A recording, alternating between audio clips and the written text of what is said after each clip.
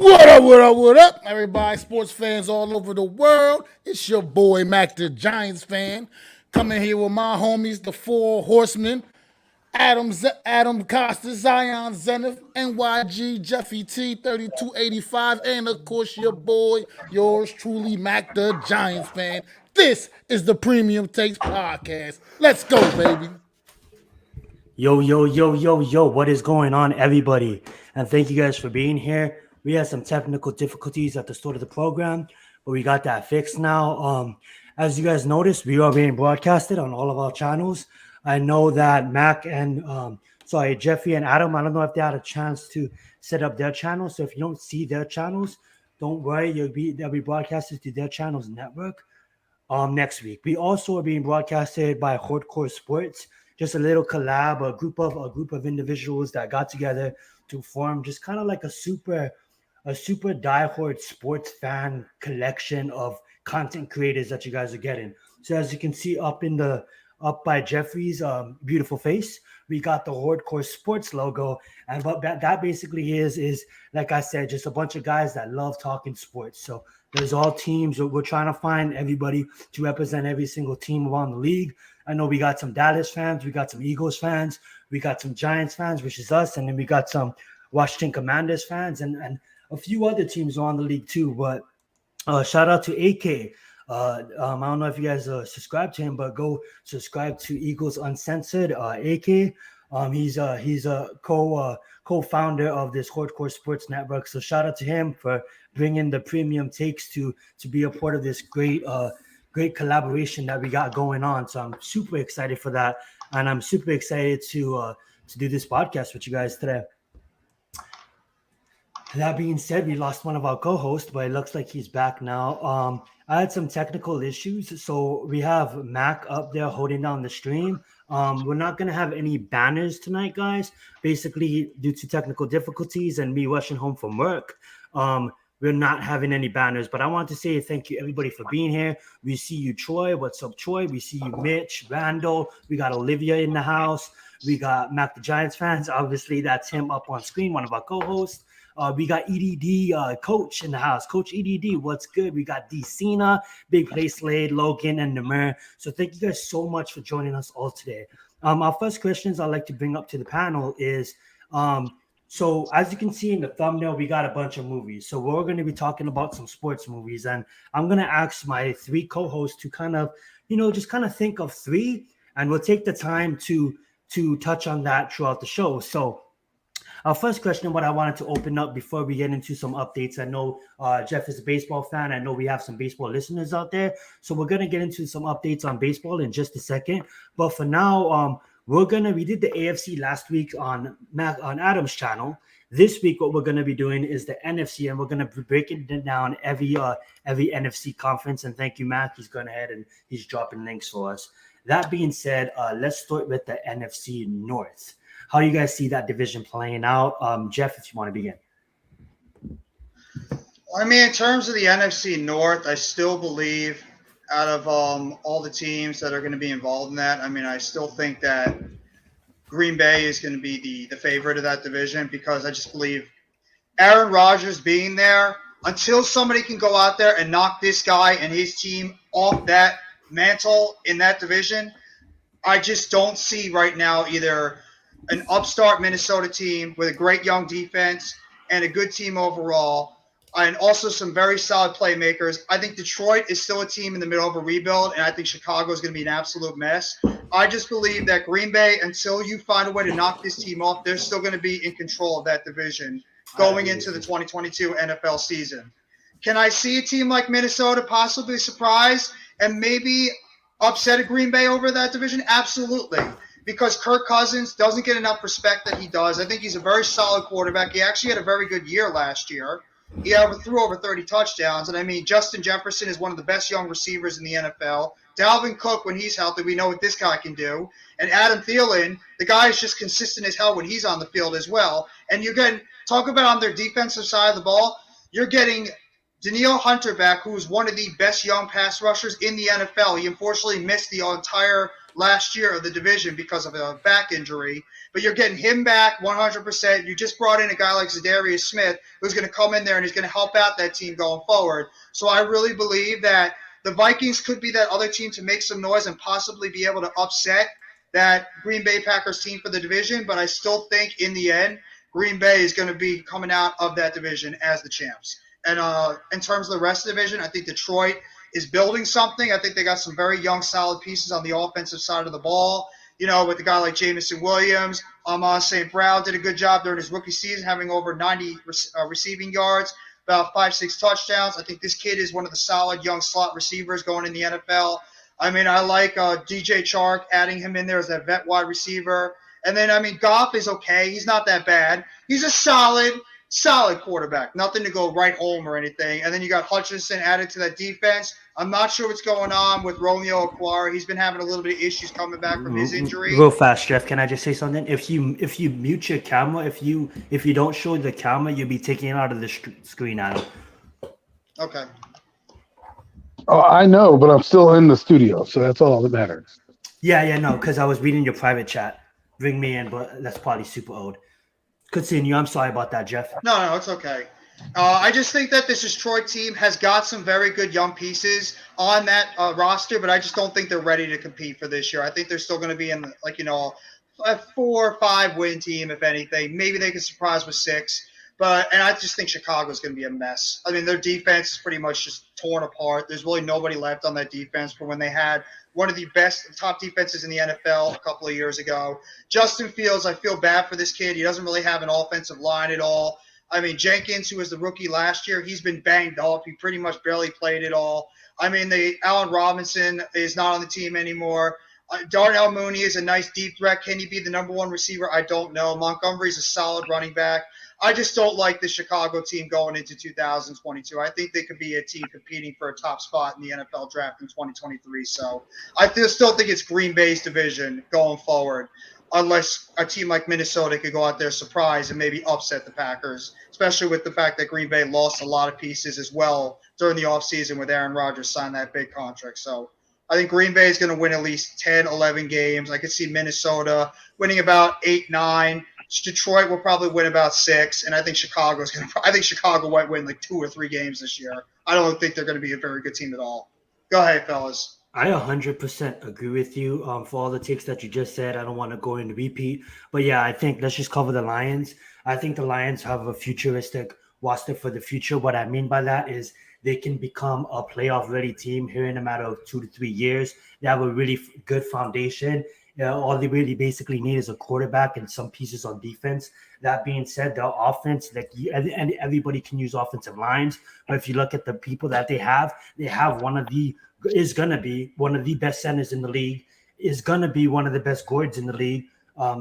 That's debatable, but I just think that Penisol and the center that they have is really great players and could play 10-year type of careers. 15 plus on the offensive line. Maybe not 15, you guys get the point. Long careers. That being said, the Bears are absolutely dog shit. So I don't see the Bears doing anything this season. That why Green Bay, Aaron Rodgers, love that take. Vikings are sneaky, man. The Vikings, I actually have them in the playoffs this year. The Vikings have a Super Bowl contending type of team. Will they make the Super Bowl? Probably not. But they have a roster. They had a roster for the last 3 seasons. That being said, I'm really high on the Vikings this year. Not making it to the NFC Championship game, but competing in the playoffs, hopefully. That being said, I absolutely agree with Jeff in that order. Would I consider Jeff Okudah a bust? Well, we're talking the NFC North. He was injured too. Talking NFC North, man, it's the Green Bay Packers division until somebody else proves otherwise.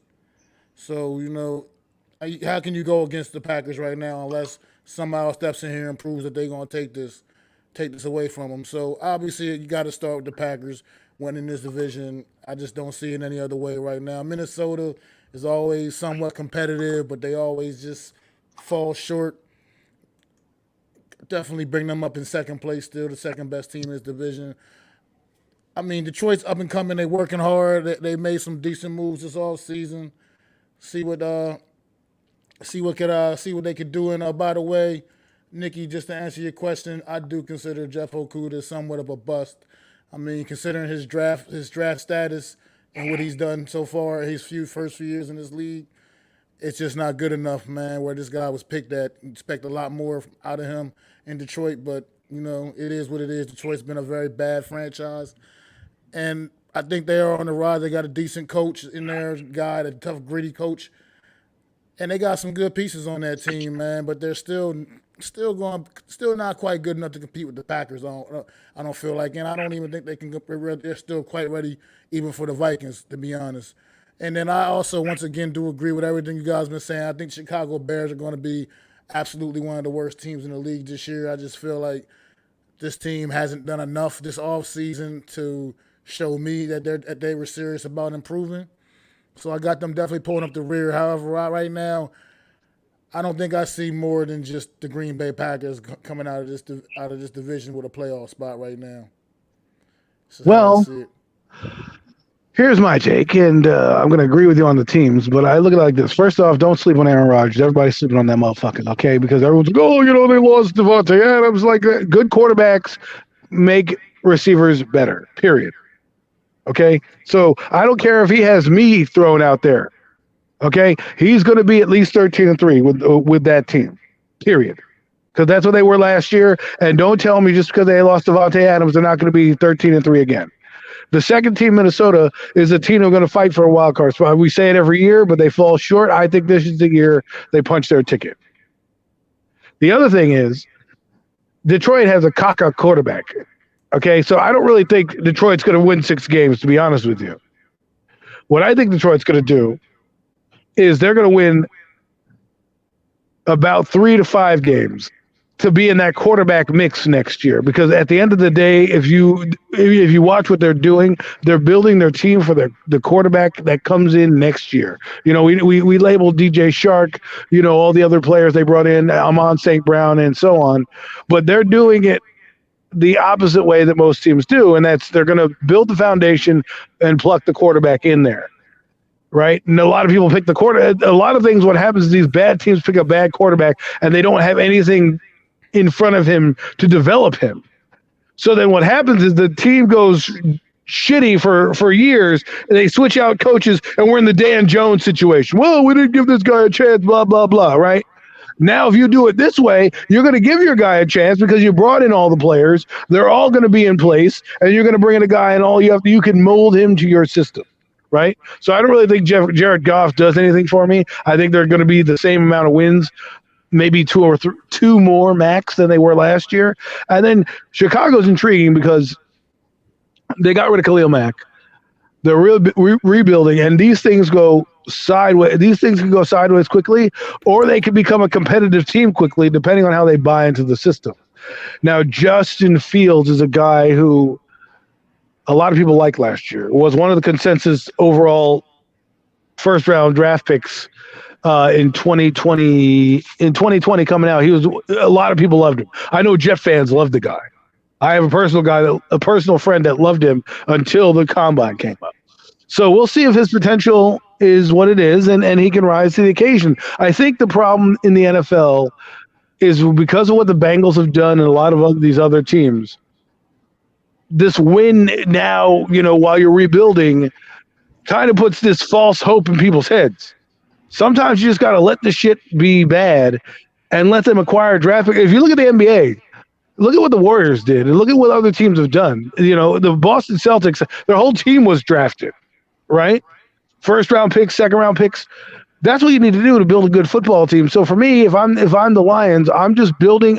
This is an evaluation year. It's kind of like, don't even worry about winning.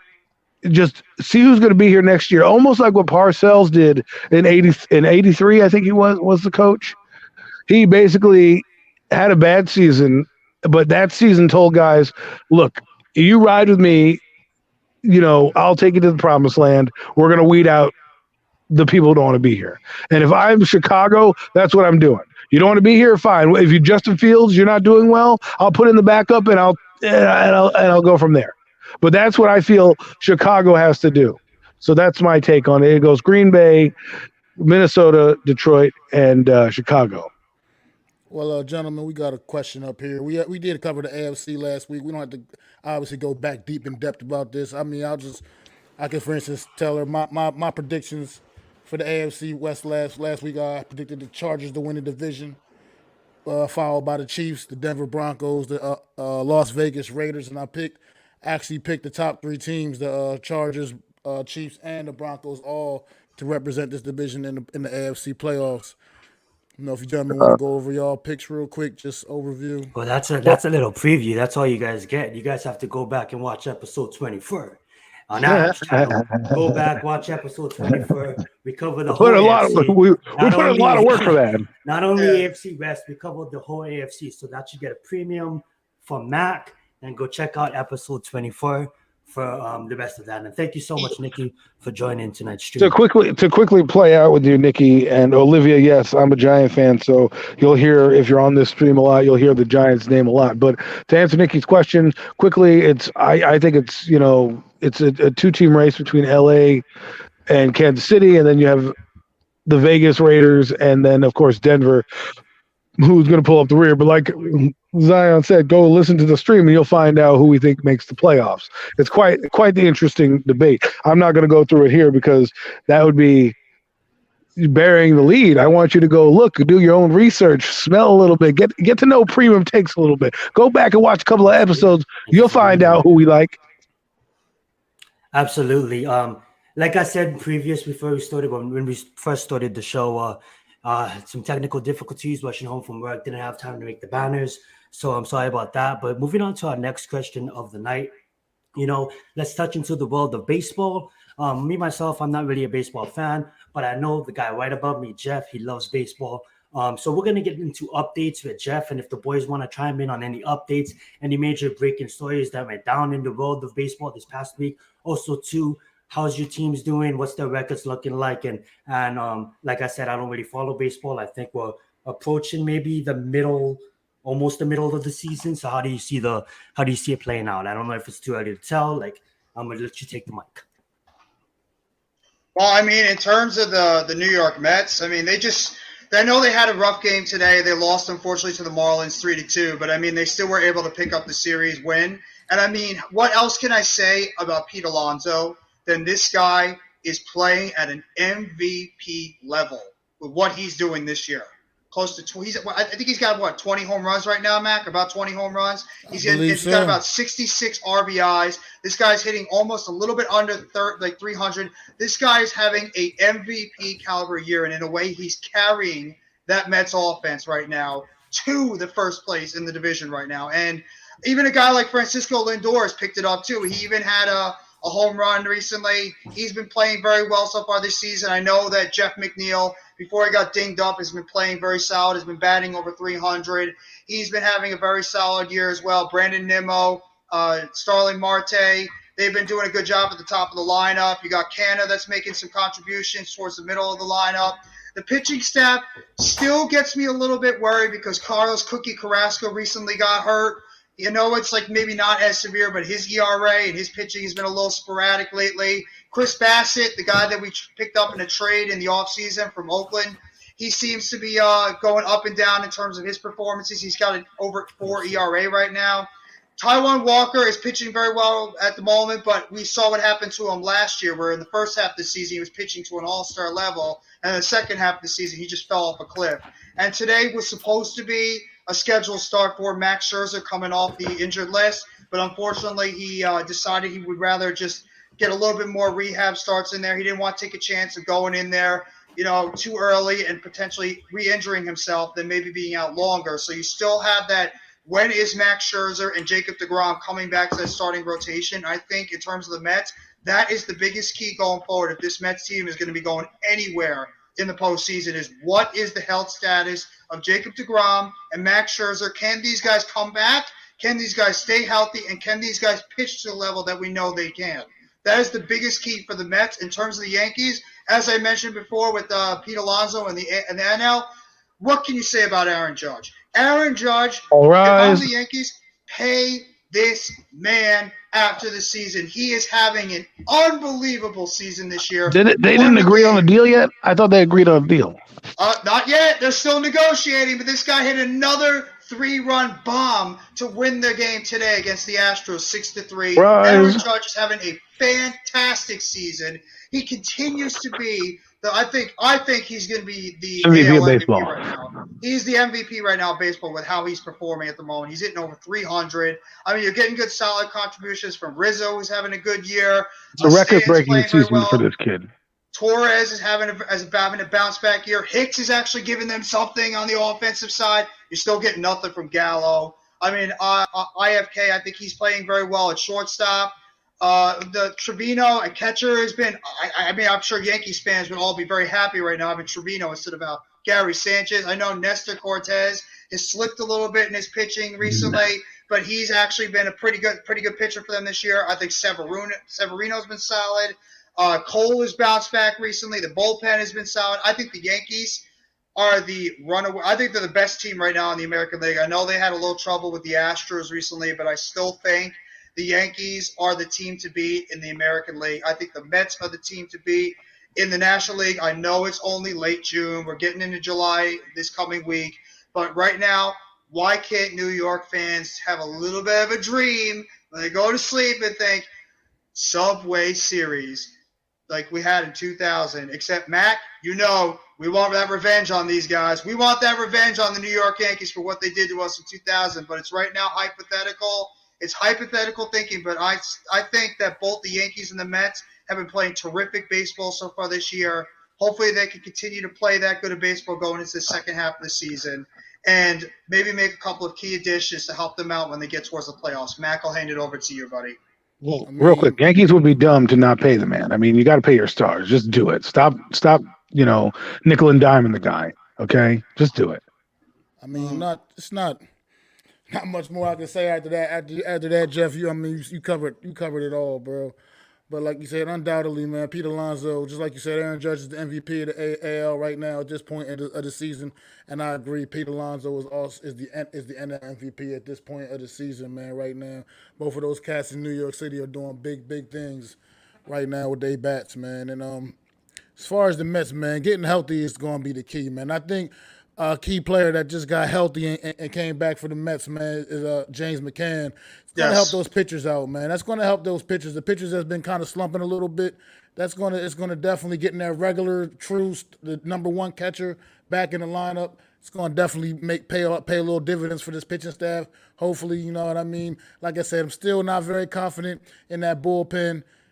Something's got to give there, man. We got to make some kind of moves there to improve that bullpen for the second half of the season run, man. Because one thing as tough as it is, as good as the Mets have been playing, man, most of this season, they have been noticeably struggling against the better competition.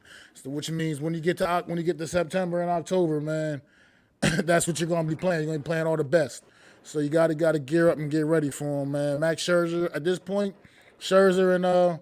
and Jacob DeGrom, I'm almost just down to just, you know what, let them chill till after the All-Star break at this point, because I almost don't even want to bring them back, get them going, and then you're going to have that little 4 or 5 day layoff again anyway for that All-Star stuff and all that. You might almost just let them just ride it all the way out until then, get them back in the lineup, because I think right now the Mets are still a good enough team to make do for these next couple of weeks. If they got to go a couple more weeks without these guys, just get them back in absolutely 100%. There's no need to rush them back in, man. The Mets are still I'm not so sure if I call them absolute best team in the NL, because, like I said, they have been struggling a bit against some of the better competition, but they're definitely up there. They're definitely going to be competing, and I think they definitely put themselves in a good position to take this division as long as they can stay the course the second half of this season. And also, just like a quick point, the Braves suffered another bad injury today. I know they're already missing Ozzie Albies, but we just found out that Ronald Acuna fouled the ball off his foot. Not fractured, but who knows how long he could be out. So you're talking about two of the better hitters in that Braves lineup that will probably be missing some time. So that's like another thing that could be helping out the Mets is right now you look at it, the Braves are probably the biggest competition to the Mets for that division, and they're going to be missing two of their top hitters in that lineup. So it's only going to help out the Mets in terms of their chance to win that division going forwards. But, yeah, it's just a little quick update that Ronald Acuna banged up his foot, fouling ball off his foot. So you don't know how long his timetable is right now, but it's only going to help out the Mets having two of the best hitters on the Braves lineup right now out of that lineup deal with injuries. Yeah, absolutely, man. We just lost Adam for a minute. Zion, if you want to segue to something else. Yeah, well, we can segue. So that was the baseball talk. Thank you, Jeff. Thank you, Mac, for giving us some premium takes on that. You're welcome. So as you guys seen in the thumbnail, we got a bunch of movies. So let's just start. I know about my co-host, but I don't know about you guys watching. I'm a major movie buff. I absolutely love watching movies. So this is a sports show, a sports network, hardcore sports network. That being said, let's talk favorite sports movies. Maybe we don't need to hold it down as far as like give it all. I just want you guys to, and it's okay if we mention the same movie, but just get 3 in mind, and we're gonna share one right now, and we'll share the other 2 later on in the stream. So that being said, if whoever wants to begin, just share one of your favorite. It doesn't have to be like, even though you may think it's your favorite, it's obviously it's a movie, so you may like it, some others may not like it. So that being said, I'm gonna go with a funny one. I'm gonna go with Sandlot. Okay, one of the classic baseball movies of all time. You got the PF Flyers, you got the old school Yankees, you got Hercules the dog, you got these kids who just love the game of baseball, and that's all they want to do all summer. Screw camp, screw whatever. Baseball was their life, kind of how we love football growing up, and it was just a great movie, summer movie. It was a great movie for me growing up, and I love, the part where my favorite part is when he loses the ball, and he's like, "Oh, it was signed by some woman." Babe Ruth, and all the kids are like, realizing who signed the ball, and then once he finally said, the great Bambino, and then he's like, "Oh yeah, that's the same guy," and then it was great. So I wanted to just throw that out there, and I got 2 more on the docket. I love that movie. Well, that is awesome. It is Game 6 tonight, right? Game 6, Avalanche, Tampa Bay Lightning. And one of my favorite sports movies actually is a hockey movie, and it is The Miracle. Oh, nice. The movie, a story about the 1980 U.S. Olympic team that knocked off those Soviets. You know what I mean? Herb Brooks, the legendary hockey coach Herb Brooks. You lived that moment. You lived that moment, right? Movie was just amazing. Movie was lit. You know what I mean? It's a great film, great story. None of those guys on that Olympic team turned out to be household names in the NHL and that. They were just a good young group of scrappy guys. They were coached very tough, and they got out there against what would look like an unstoppable force, and they got the job done up in Lake Placid, 1980 at the U.S. Olympics, at the Winter Olympics, man. And The Miracle was just a great depiction of that movie, of that story, man. Great film. I think it's not talked about nearly enough in sports movies conversations. You lived that moment. Okay, it was a little before my time, and I think before everybody. No offense on this panel. So, kind of give us a recap of how that moment took place for you. I don't know if you watched the game, but I'm sure you probably were following it or following someone. I mean, I was only 3 years old, brother. You only 3? So maybe you knew at the back of your head that you remember. I was only 3 at the time, brother. I mean. So I don't have any memory of watching it live, man, but obviously seeing the many replays, the call, man, from Al Michaels, man, do you believe in miracles? Let's go, baby. I mean, it was just a great moment in sports, man. That's all. I can't actually say I was like sitting up watching that game at 3 years old. Of course you were. Your parents didn't tell you were watching the game at 3 years old. They gave you a complimentary hockey puck. Oh, listen, I didn't know, man. You be bringing back some stories, Mac. When we sitting here like, I don't know, I wasn't around for that one, so I don't know if you were. So my bad, folks. I thought he was around for that, but yeah, go watch the take yourself. It was one of those great moments. I'll stop talking now. Well, I'm just going to, you know what? Since Mac brought up one hockey movie, I'm going to bring up another that probably everybody remembers if you're a kid of the 90s. Quack! Quack, Oh. quack. Go Which one, though? Ducks! You all remember the Mighty Ducks. It doesn't matter, Mighty Ducks. 1, 2, 3, a bunch of ragtag kids. Now they have a no idea series. how to play hockey. Yeah, what about the series on Disney Plus? It No, I'm sucks. talking about the original. Yeah, I know. The series on Disney Plus. Talking about the Never watched original it. Mighty Ducks. Yeah, I know. With about Gordon Bombay It's strong. taking a bunch of ragtag kids, Ducks have no idea. fly together. Renegades have no undisciplined. Put this team together. That Taught was them a how great to one. skate. Taught them how to be a team. Pretty much the team that was going against the odds. And they were able to go up against the evil Hawks. Obviously, the first one, you know, the backstory of when Gordon Bombay was a kid, and he was the one that was being coached by eventually the team he played in the finals. So I was trying to learn the triple deke, and he missed that key shot at the end, hit the post. And obviously, they lost the game when he was a kid, and he was just trying to be able to, you know, he was becoming a lawyer, didn't really care about kids, didn't care about all this stuff. He missed the NHL because of a knee injury, and I think that thing kind of. I think he. Yes. Oh yeah. I think he just lingered. It lingered him. You know, great film, Jeff. Great film. Yeah, and he was able to manage these kids. Third one's kind of wacky though. The Flying V, and able to teach young Charlie the triple deke to get the big game-winning goal on the first one to win the championship for the junior league hockey team. So, when do they get the new unis? Mighty Ducks, baby. That's one of the childhood favorites. If you're a kid of the '90s. And they named the hockey team used that logo for a while. You know, Yes, before they got bought out or moved cities, they used that logo for a long time. So I kind of missed that logo. They kind of they do a throwback sometimes with that logo, a little redesign, but I thought it was the best logo the Ducks have ever had. Absolutely, well, easily one of the best. In sports, not just absolutely in sports. I thought it was one of the best, well put together uniforms. Zion, what about you? What movie are you bringing back? Yes, you guys probably have this in mind. It was probably going to be one of you guys' third or second choice. You guys can go ahead and repeat. It's all good. I'm gonna mention The Blind Side. Angels in the Outfield. Wow, that's a good one. I just think The Blind Side is a really good movie. It covers, I believe his name was Michael Orth. He got drafted by the Ravens.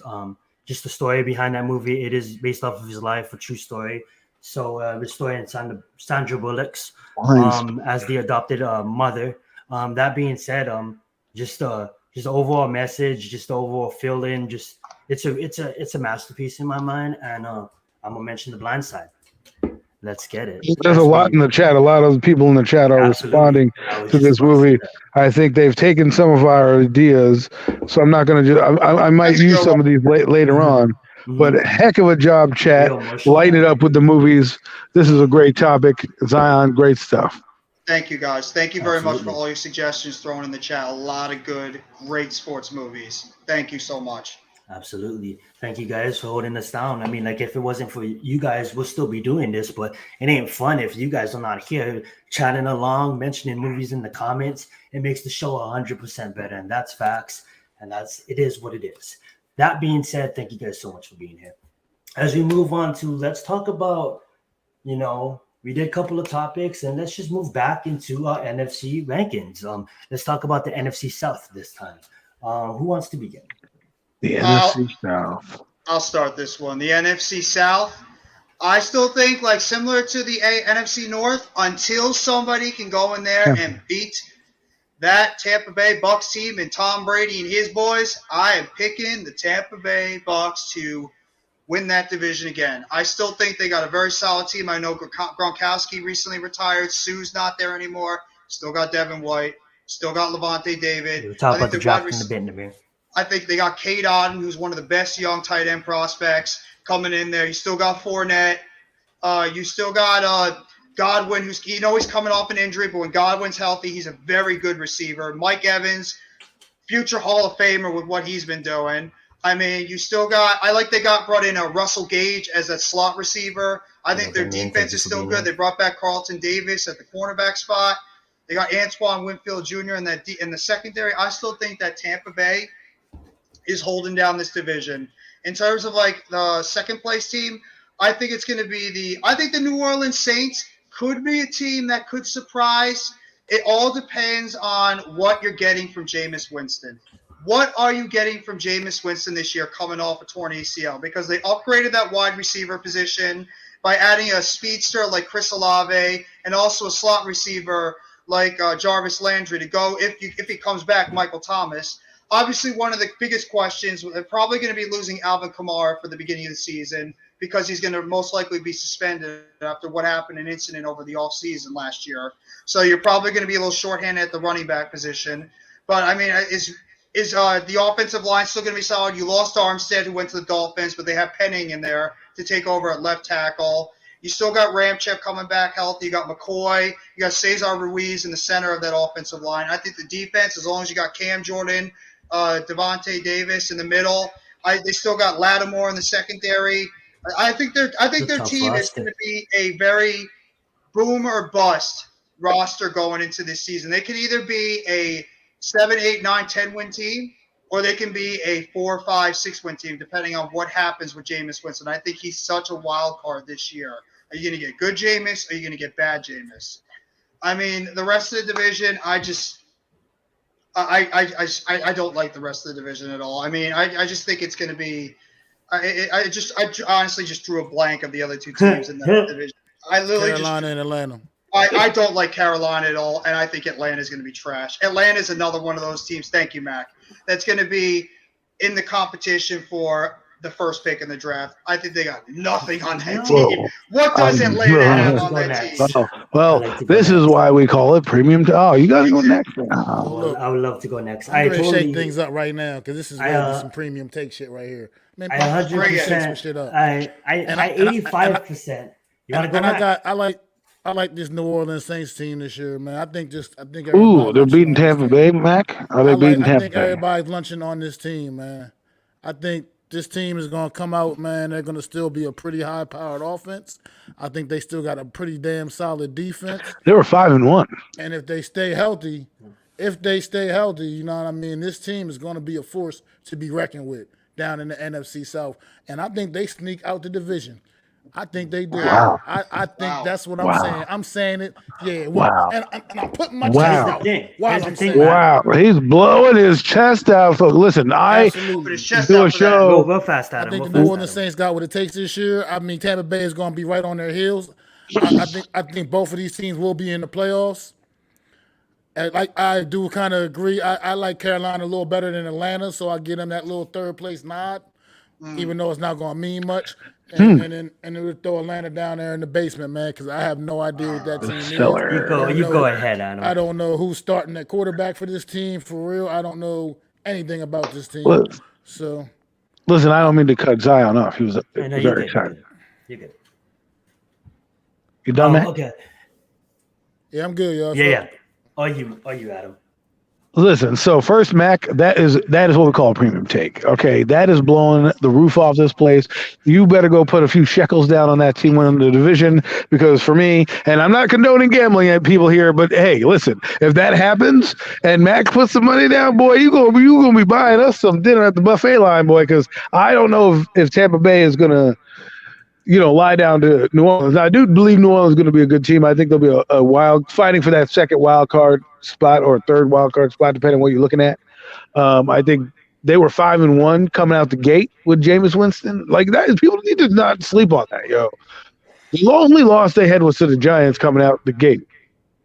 They were in the running until he got hurt last year. Right. He was very competitive. He was 14-1. He was 14-1. 14 touchdowns, 1 interception. Right. He was playing his best football of ever. And I believe it's because he plays in the dome, plays in an offensive-friendly system, and he's got his eyes checked down. Because remember, people didn't realize that he was seeing double on the field. People don't realize that in Tampa Bay. He had to have laser eye surgery.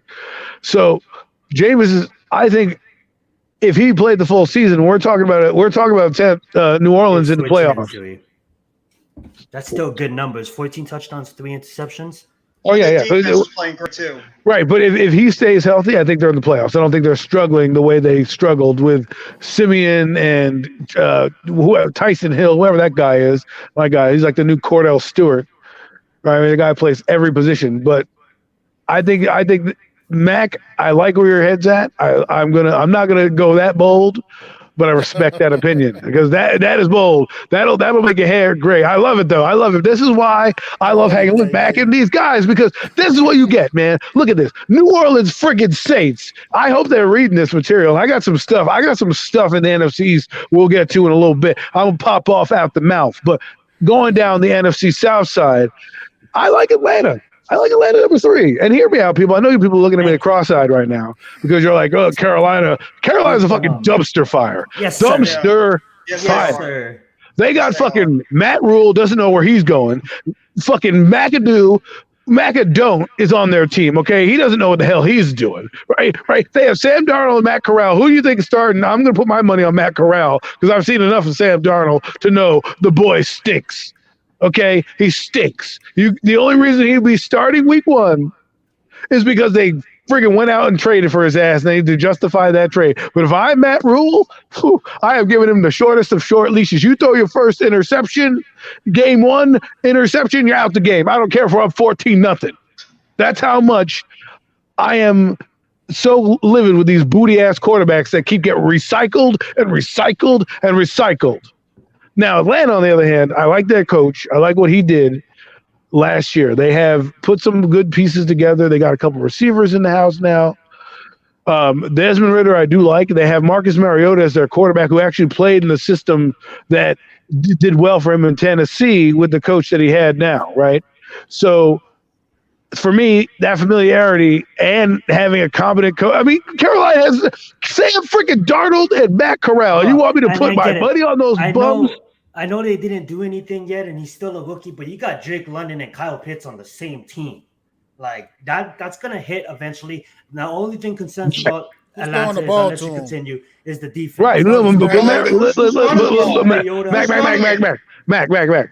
First off, who the hell cares? You can do a running back by committee. That's one. Second off, who in the hell do you think is better, Marcus Mariota or Sam Darnold? I'll wait.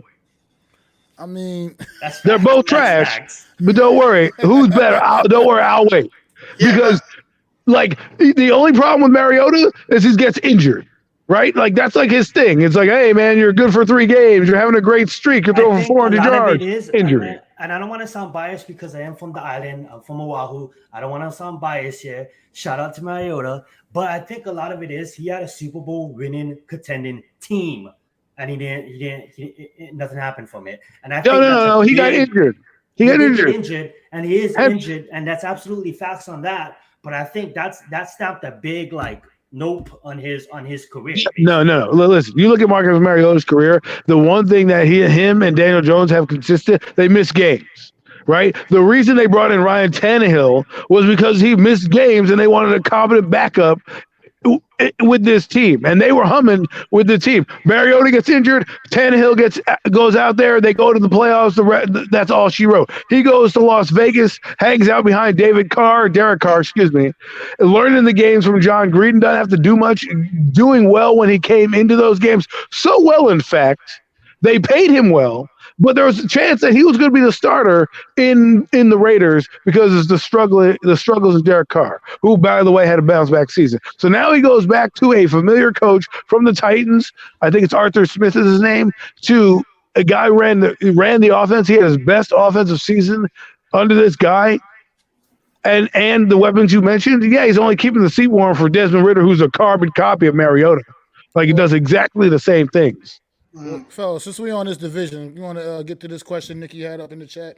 Do you think Thomas, meaning Michael Thomas, the wide receiver for the New Orleans Saints, will return to prime Thomas after missing 2 seasons? How do you guys feel about Michael Thomas? I don't even know if he's ready yet. I mean, there's still rumors that he might not even still be completely back from that injury. I mean, who knows what we're going to get from this guy? We all know the talent he possesses. He's that perfect guy over the middle. He's one of the best receivers when he's healthy, but it's been 2 years since this guy suited up on the NFL field. So I really can't say. I mean, what is Michael Thomas at this point in 2022? What are the Saints going to get from him? That's the biggest question. I think he could still be a good receiver. Do I think he's going to be the Michael Thomas of old? I don't think so. I just don't think he's going to have that same – explosiveness in and out of his breaks. I just think that ankle injury really has done something to him. I just don't think he's going to be that same guy. I think he's still going to be good, but just not the same player he was when he was healthy in 2019. it also comes down to his mental. I mean, like That's as true. much physical it is, it's also his mental. I know Jeff knows this, but he had a premium take right there, and I'm just gonna add on to it. It comes down to his mental. I mean, like us being Giants fans, we've seen Barkley's mental when he came back. Now, do I think that's a topic for another day? Getting back to Michael Thomas, I absolutely love Michael Thomas. You know, he was regarded as one of the best receiver, if not the best receiver, when he had his breakout seasons a couple years back. But that being said, yes, 2 years coming off of a major injury, it comes down to mental as well. So can he maybe get back? We've seen it before. We've seen players come back and have big seasons. Does he have the talent to get back? I would say absolutely. But exactly what Jeff said is just like comes down to how does his body react and how does his mental comes down to a lot of mental too. I'm just gonna add that. Well, I think Michael Thomas, man, like you said, you're hitting the nail on the head with the mental thing, man. I think 2 years is a long time for anybody to be out and miss time, especially in the sport of football and in the NFL, man. But And come back and play football at the highest level. but Michael Exactly. Thomas is one thing he's got going for him is he's on a pretty damn good football team. He's not going to have to rush back in and be the man necessarily. He can work his way up back in slowly, get and build himself back up. I mean, yeah, Jameis Winston, it can be hot and cold. You never know what you're going to get from him. He's got two But- other guys there too that can help but- him out with Olave and Landry. Yeah, but you got a couple other decent receivers, and you still have an absolute stud in that backfield, and Alvin Kamara to help hold this offense down. So he can just kind of build himself back up. Doesn't need to rush back in and be 2019 or 2019 Michael Thomas.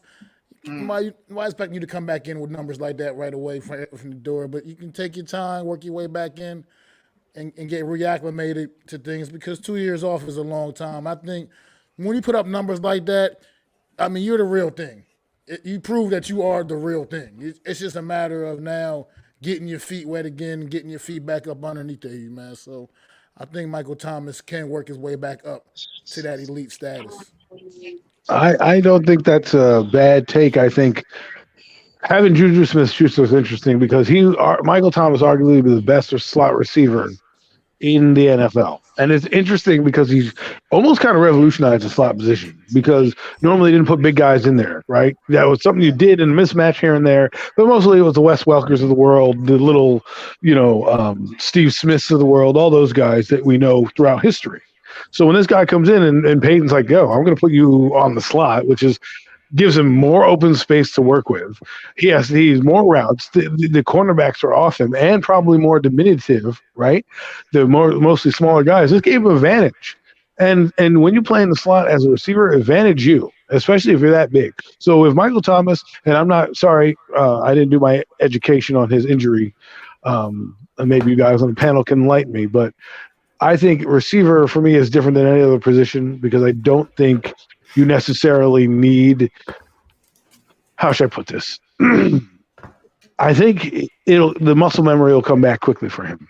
I don't think he's going to have the 1,500 yards or 12 touchdowns or anything like that. But I could easily see him rounding into form and getting 800, 900 yards, being that slot guy that we know.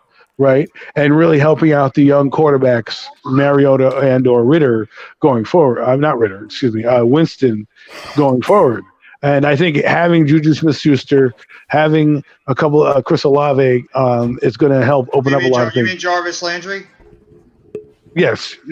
Sorry, I keep saying No, that's all right. Jarvis Landry. I keep saying Juju. Sorry. Anyways, having Jarvis Landry and having Chris Olave allows them to do so much more. One, he doesn't have to come back as fast. Hopefully he doesn't end up on the pup list, but he doesn't have to come back as fast. Two, while he's rounding into form, guys are going to have to take advantage of Olave's speed and Landry on the other side, right? Who played Jarvis Landry, who played with Cleveland. So Jarvis Landry is your insurance policy, but he can be moved around as well. So I think he's going to be a good receiver. I don't think he's going to be 1,500 yards, but he'll be solid. I agree. I think he'll be a good receiver. I think he had an ankle injury that took him a couple of years off, and he was never known as a guy that's going to win with speed, quickness, or anything like that. He was just a big-bodied receiver, knew how to run good routes. So, I mean, he doesn't have to be, like you guys mentioned before, he doesn't have to be that stud number one receiver like he was before. And he is approaching, I believe, the age of 30. So he just has to be that solid, big possession receiver on either on the outside. Maybe move him or Landry. You can alternate them throughout the slot and the outside. And just, make those tough catches over the middle. Use his big body to get the contested catches as well. So he can give you about 800, 900 yards, and that's good enough. Let's even lower it to 750 if it takes some time. But I think he'll be a contributor at some point if he becomes healthy, because I just think his talent is too good, and guys still play well into their 30s. I hate this narrative that you get washed up at certain positions and guys do well. Jerry Rice played till he was 42. Okay, at a position where guys don't even last till they're 28, and he played till 42. So there's guys that have done it. Chris Carter played damn near forever. Andre Reed was around. Eric Moulds. I don't know if you know who that guy. Our boy Amani Toomer in the 2007 playoffs was having a great playoff at 34, 35 years old. Exactly. There's been players who do well into their 30s, right? Especially at the skill position. So for me, let's just see how it is. Plus, he plays in a dome. He doesn't got to worry about weather. He doesn't got to worry about all that stuff that goes on with the other things. And again, like I said, they're not going to play him the same way with all those guys. Jarvis Landry changes their offense. Right? Chris Olave changes their offense. Defenses aren't going to play them the same way. Michael Thomas can get touches, and he won't have to worry about guys pressing him or all that stuff. He might be able to get touches, and guys are a few yards off just because they're so worried about everything else that they can't be bump and run, Yeah. All right, fellas. Like Levance had a question in the chat real quick. You want to address this? Who wins more games this upcoming season, Houston or Jacksonville Jaguars? Watch our previous podcast. No, I'm just kidding. I'm going to go with Jacksonville. Houston. I'm going to go with Jacksonville. I think they have a better roster. Even though Houston has a legit defense, I think Jacksonville has a pretty good defense as well. I think Jacksonville's just a little bit better. Mm-hmm. I love Houston's defense. I think Houston's defense is going to be good. A well-coached football team. There'll be a well-coached football team this year. It won't be that same shit show from a season ago with I think both teams are going to be decently coached. I'm not saying Lovie Smith is better than Doug Peterson by any means, but even though they've both been to a Super Bowl once, won one. But the point is that they're now going to be organized not like a dysfunctional family. They got rid of the dysfunction in Deshaun Watson. He is now officially gone. They've staked their claim now to their quarterback, who they hope is going to be good, Davis Mills. They actually got a competent coach in Lovie Smith and not a retread in that guy who got the raw deal anyways, but Kunle or whatever his name was, he got the raw deal down there. But they have a guy who has a little bit more pelt. I know Coach in the chat will go, Lovie Smith, blah, blah, blah. He didn't do anything in Illinois. Yeah, it's Illinois. I couldn't do anything in Illinois. But here's the thing. Jacksonville got Goldilocks, and Goldilocks actually has a coach. All right. Well, I'm not saying. Same. It's also short Davis Mills either. I'm just saying, Davis Mills actually technically had a better season statistically than Trevor Lawrence, and Trevor Lawrence had one of the worst seasons of all time under Urban Meyer. But that being said, I'm just saying, like, now that he actually has a coach and he has some young he didn't have one of the worst seasons. He just had an up and down season. I've seen the quarterbacks have bad seasons. I don't disagree with you. I think Trevor Lawrence is good. I'm just thinking Houston right now, just out of the blue, that's fair enough. It wasn't out of a lot of games. They didn't lose games last year because they were a bad offense. They lost games last year because their defense couldn't hold anybody. Same story, different day. That's why Houston did a lot of reinforcements on that defense in the draft this past year, getting a lot of good young talent to help out that Lovie Smith defense. And what he's going to – like what Peterson could bring that offense and to Trevor Lawrence, Lovie Smith could bring to those young players in the Houston defense. So it can go either way. But then it can go either way, and like both teams are about equal if you think about it. I'm going to say they're going to end up with the same record. Right? Jacksonville has a pretty fire young defense as well. Real fast before we move on, I see max points about the Saints, but I'll probably still have Tampa Bay beating them out. I got Tampa since making the wild card weekend, and then followed by Atlanta due to the points that Adam makes. I agree with it, and then followed by I don't know what Carolina's doing. That being Carolina knows what Carolina's doing. That being said, guys, I know there's a bunch of topics. I know we're coming up soon on free agency. I felt like the season just ended, and NBA, it seems to go year round now. That being said, we just had the draft. We just had. If you guys want to talk about, let's move into NBA. If you guys want to talk about the NBA draft, you guys want to talk about the free agents, rumors are starting to pop around, or where some people might want to go. Some people may be locked under contract. You guys want to talk about your own personal team? You guys have the mic, and let's just talk some NBA. What can I say real about fast, Jeff? I'm gonna let you hold on a little bit longer. I have one question. I'm not gonna sit here. I'm not gonna act like I know everything. All right, but I don't really know anybody besides like the number 2 player that got picked because I don't really follow college ball. But I know there is a player by the name of he was a high player. He was a prospect. He probably got, ranked as high as number 2 in the draft, but he got drafted in the second round. All because I don't know what it is because, but there's rumors saying that maybe he chose to join the G League, play for Team Unite, and then on Team Unite he didn't really have too much great numbers. So trying to see what player that is. I know he got picked by the San Francisco why am I sliding? The Kings. He got picked by the Kings, Sacramento Kings. Is it Jaden Horty, I believe his name is? yes, Yeah. So yes. do you guys want to talk? Can you guys cover that? And then let's move into whatever you want to talk about. Do you think my question I'm posing to you guys is, do you think that I love the G League because players are getting paid? Also, they're going to be getting paid in college now too, but it gives them a more of a pro level kind of approach to basketball rather than having the only approach is to go play for a college. But it just seems like if you're from this country, I mean, like if you're from other countries, you can just get to a international team and then elect for the draft. But if you're in this country, do you guys feel like the G League are now showing that these players that is on the NCAA, they get more TV time per se? So maybe, do you guys think that hurts players if they join the G League? I'll let you guys take it.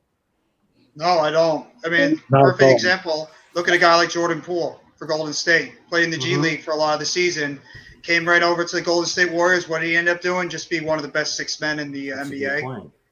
I think the G League helps out a lot. Look at the Nets had a couple of players on their G League team for a good amount of the season. I mean, Deron Sharp was on the G League.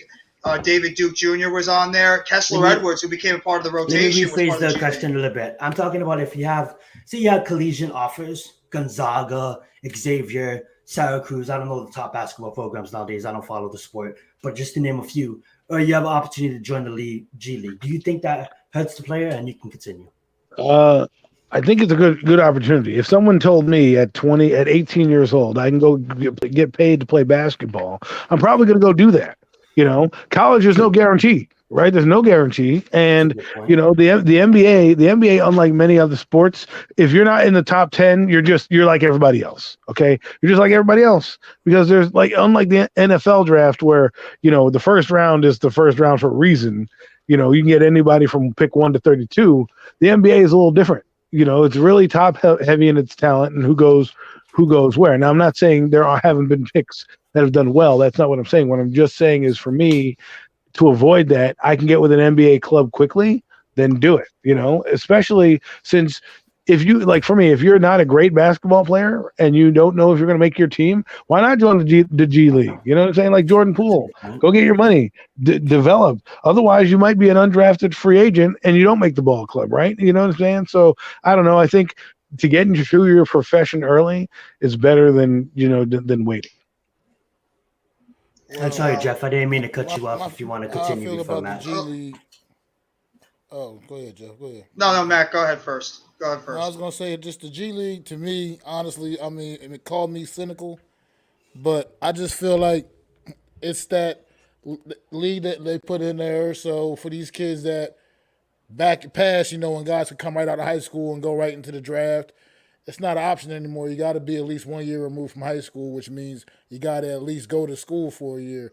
That G League is for a lot of these guys that ain't interested in being students no more. they would probably would have been teetering with the idea of going straight from high school into the draft, and that's not an option. So they go play in the G League for a year, get paid, and then follow suit.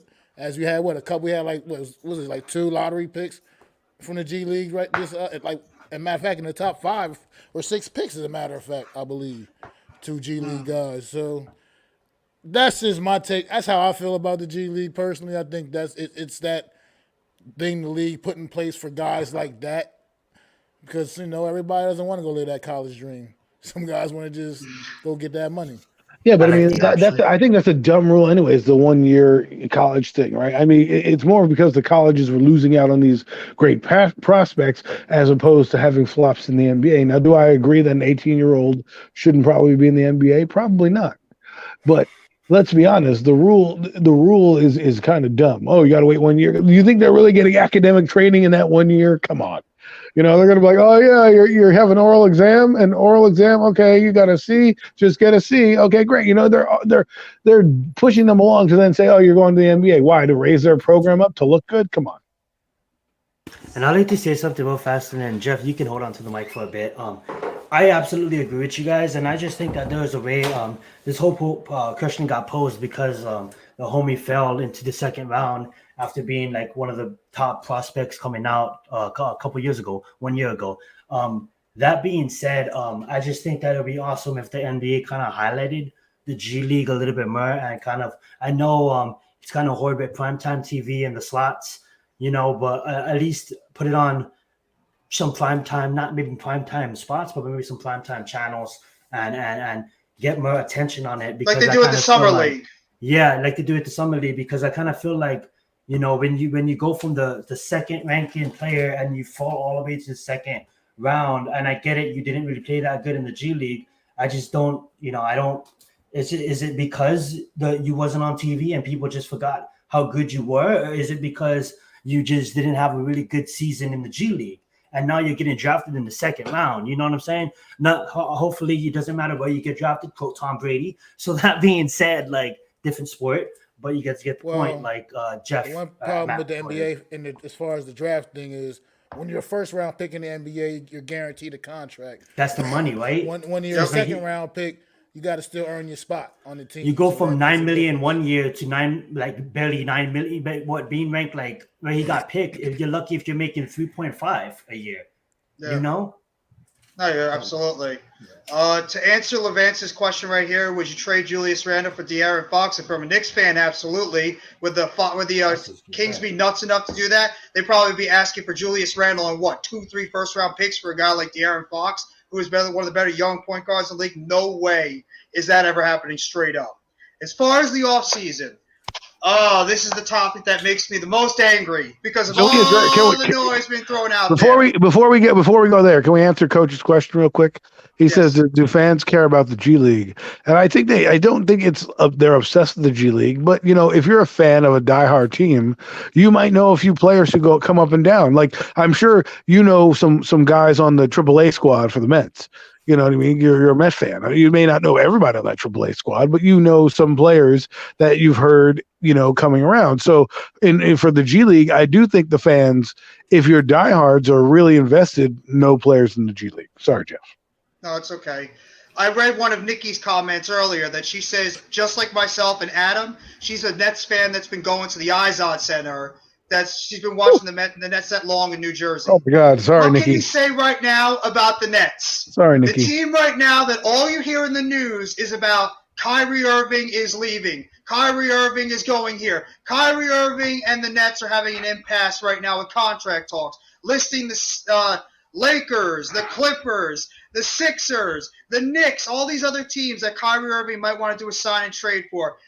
Joe Tsai and Sean Marks just don't want to deal with Kyrie Irving. They don't want to give him a long-term deal. We should be talking about right now with the Brooklyn Nets what pieces we can add to this team going into the 2022-2023 season. Instead, we're talking about our 2 stars potentially walking off this team this year, a la what happened about 5-10 years ago when we had the Billy King mess, when we traded all our first-round picks and young talent for a broken-down Paul Pierce, Jason Terry, and Kevin Garnett, Sorry to and we laugh, were pretty Jeff. much in NBA purgatory for years. And it took us all this time until we finally got Sean Marks, thankfully, that put this team, got some good young talent in there, like a Jared Allen, like a Spencer Dinwiddie, like a Karis LeVert, even a guy like D'Angelo Russell, who was struggling in LA. They made a trade for him. He actually was showing something, a nice fun team that we could root for. But oh no, we actually had a team that had two superstars like Kevin Durant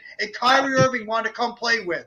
I was happy watching Kevin Durant and Kyrie Irving playing with this young group core of players together, hoping to see what they can do. Unfortunately, they couldn't be able to play together in 2020 because of the fact that KD was still nursing that Achilles injury and Kyrie Irving got injured at the end of the season, so we had to watch a bunch of the young players. But no, we had to get greedy. We had to go out there and trade for a guy like James Harden, who has been known as a failure everywhere And then he's Ben gone, Simmons. a playoff disaster. You traded all these first-round picks and all your young core players for a James Harden that in his first season that he played with the Nets couldn't even last through the series against the Bucks. He gets hurt immediately, hamstring injury.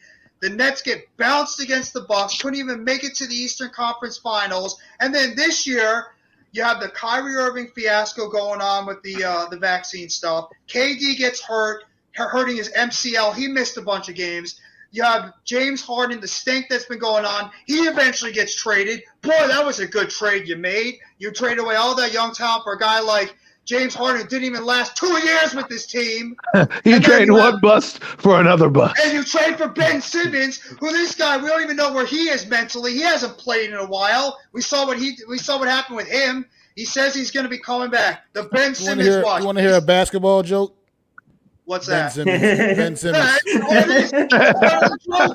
knew he was going to say that. I just knew it. That's why I laughed, Harry. It's a part of the joke of the my Nets. The Nets are the laughing stock right now. It's ridiculous what this basketball team is doing. They can do it again. They can let two of the best NBA players in the past 10, 15 years walk out the door. Kyrie Irving might be gone. Kevin Durant's probably going to ask for a trade if Irving's not here. Then it's going to be right back to what the Nets were before. A laughing stock. Nobody gives a damn about basketball team. I know the Knicks fans, they don't even know what the hell is going on with their team. Yeah, but they have 11 draft picks. They have a lot of draft picks, exactly. They're so ass backwards right now with what they have going on. The Nets are becoming the laughing stock of the NBA because who the hell knows what is going on with this organization right now. The best and most sane thing you can do is come to some type of resolution, but not an outrageous contract. Work some type of resolution out with Kyrie Irving, bring him back, Kevin Durant, Kyrie Irving. If you get anything out of Ben Simmons, anywhere remotely of what this kid was, because he actually is a decent player when he's mentally all there.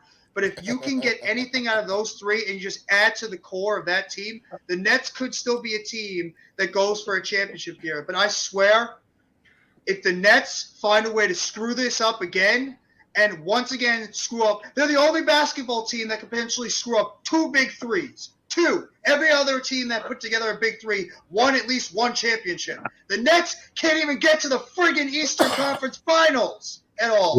They can't even do that. Well, It's ridiculous. This is a joke.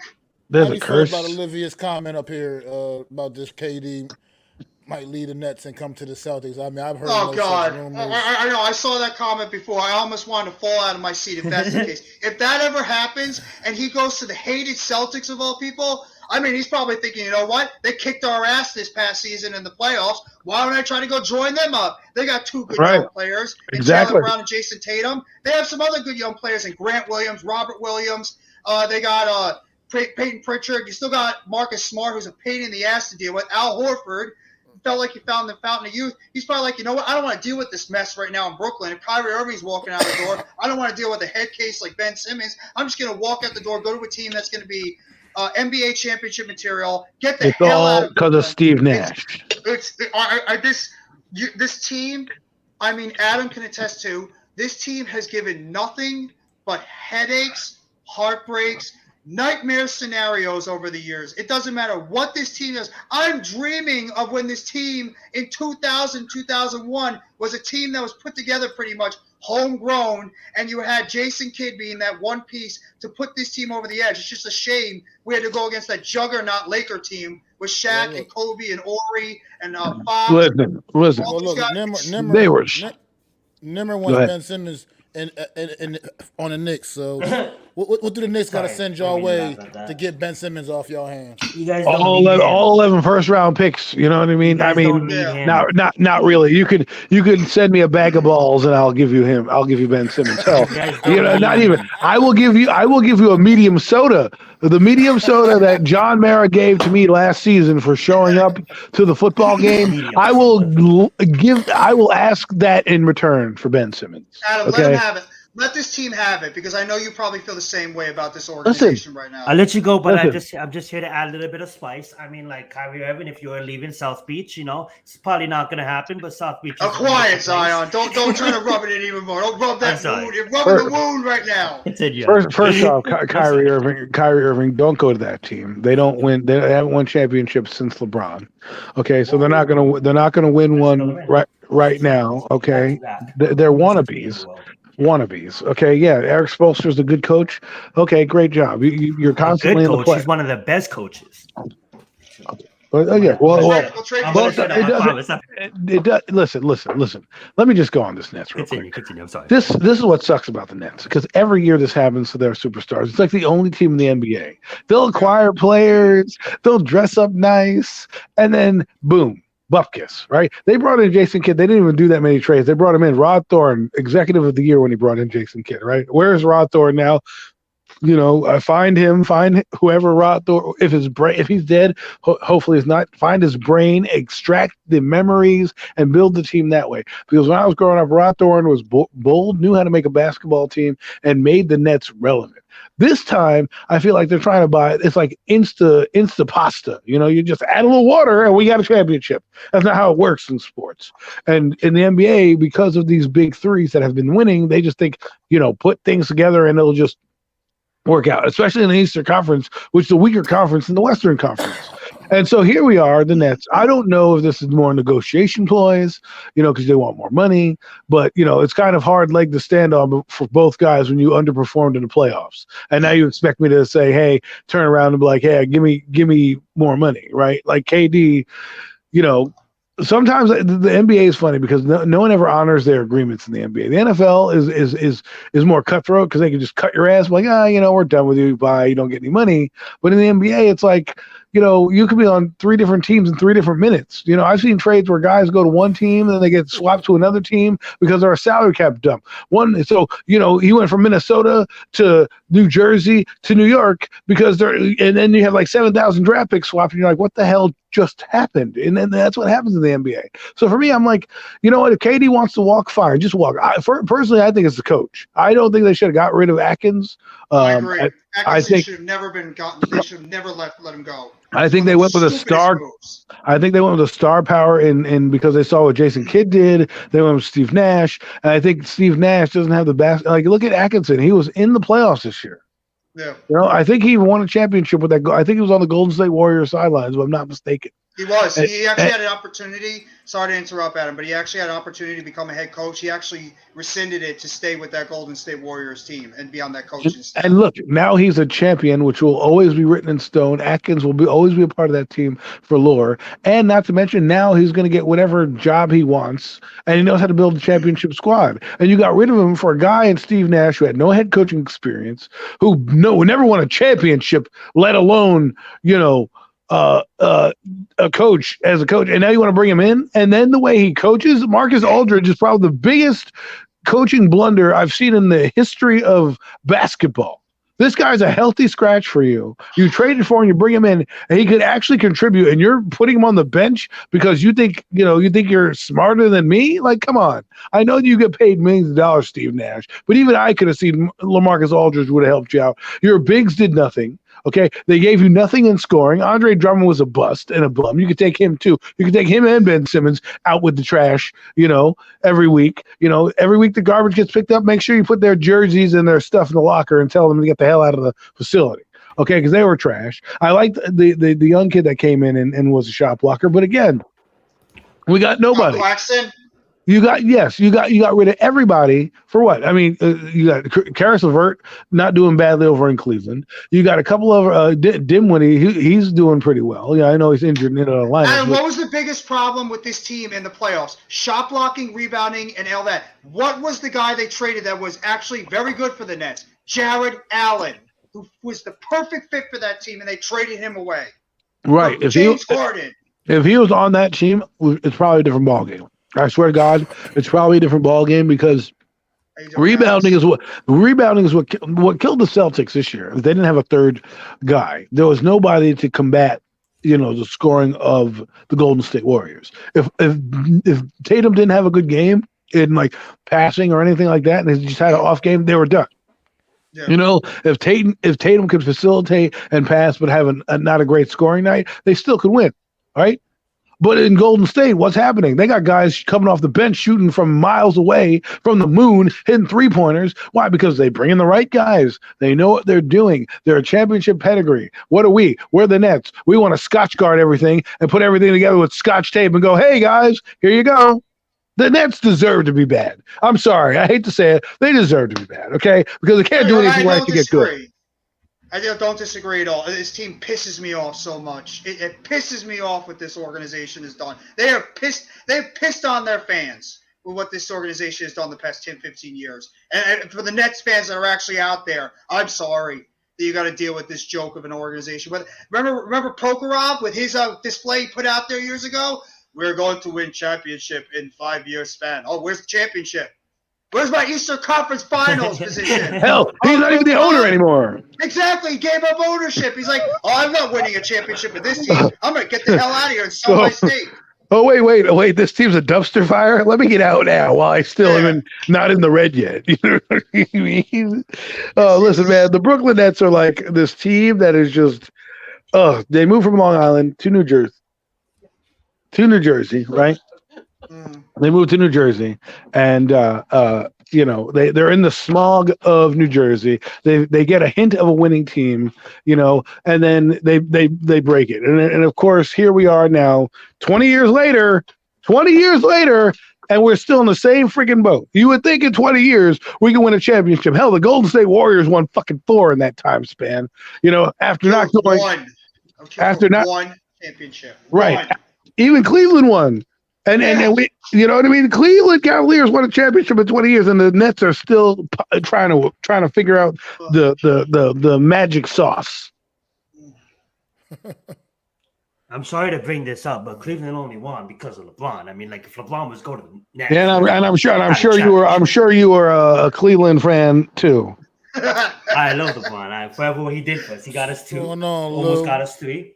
What's going on, Lou? What's up, G Nation? Thank you for being here. Matt, do you have anything to add to the NBA for the show? No, I'm not the least of the NBA on this panel. I'm just not into it much anymore these days. It just doesn't do it for me. I'm sorry. These guys are soft. You're smart. That's just the way I feel about it. They bounce around from team to team. You just can't even really, it's hard to get invested because every year is just so much shuffling around with these rosters, and I just it's not the game I grew up loving and enjoying and watching. To me, it's a different thing that I'm just not into. So funny story about that, Mac. My brother, who's like you, he doesn't watch the game anymore because it's been so soft and everything.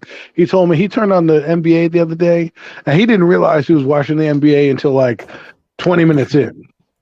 Because he was sitting there and he's like, "Is this the WNBA?" Everybody had long hair. They were skinny. He was like, "Is this the women's league?" And then he was like, "Oh no, this is the NBA." He was like, "Yeah." I'm like, "Yeah, man. These guys want to have dreads and shoot threes." You know what I'm saying? And that's basically it, man. I mean, Steph Curry. Let's be real. He wouldn't last in the bad boy Nick era. He wouldn't last. He would not.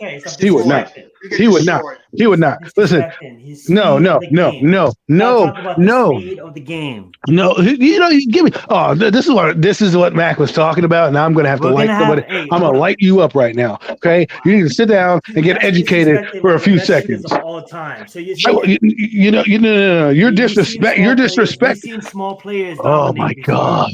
Give me a break. Give me a break. Give me a break. You're sitting here watching. Why? Because he's on a subway. Why? Because he's on a Subway commercial. You love the guy. Give me a break. That kid. How tall was Charles Barkley? Charles Barkley was 6'4". What are you talking about, bro? 6'4", 260 pounds. He wasn't a small dude. Charles Barkley. That's your frame of reference. How about you tell me about John? How about you tell me about John Stockton? Allen Iverson. Steph Curry could not hold Allen Iverson's jockstrap. He couldn't hold his fucking shoes. That guy would be so crossed over. It would be so. I love Allen Iverson. Disrespecting Steph Curry. Oh my God, that's Steph Curry. It could be like a Reggie Miller. Curry is not as good. This is the problem. This is the problem. Can I speak, Zaya? Jesus Christ! You and your fucking shit about he's the best shooter of all time. He's this, that, and the other thing. This is what I'm talking about. I'm about to educate you. I'm about to take you back to school.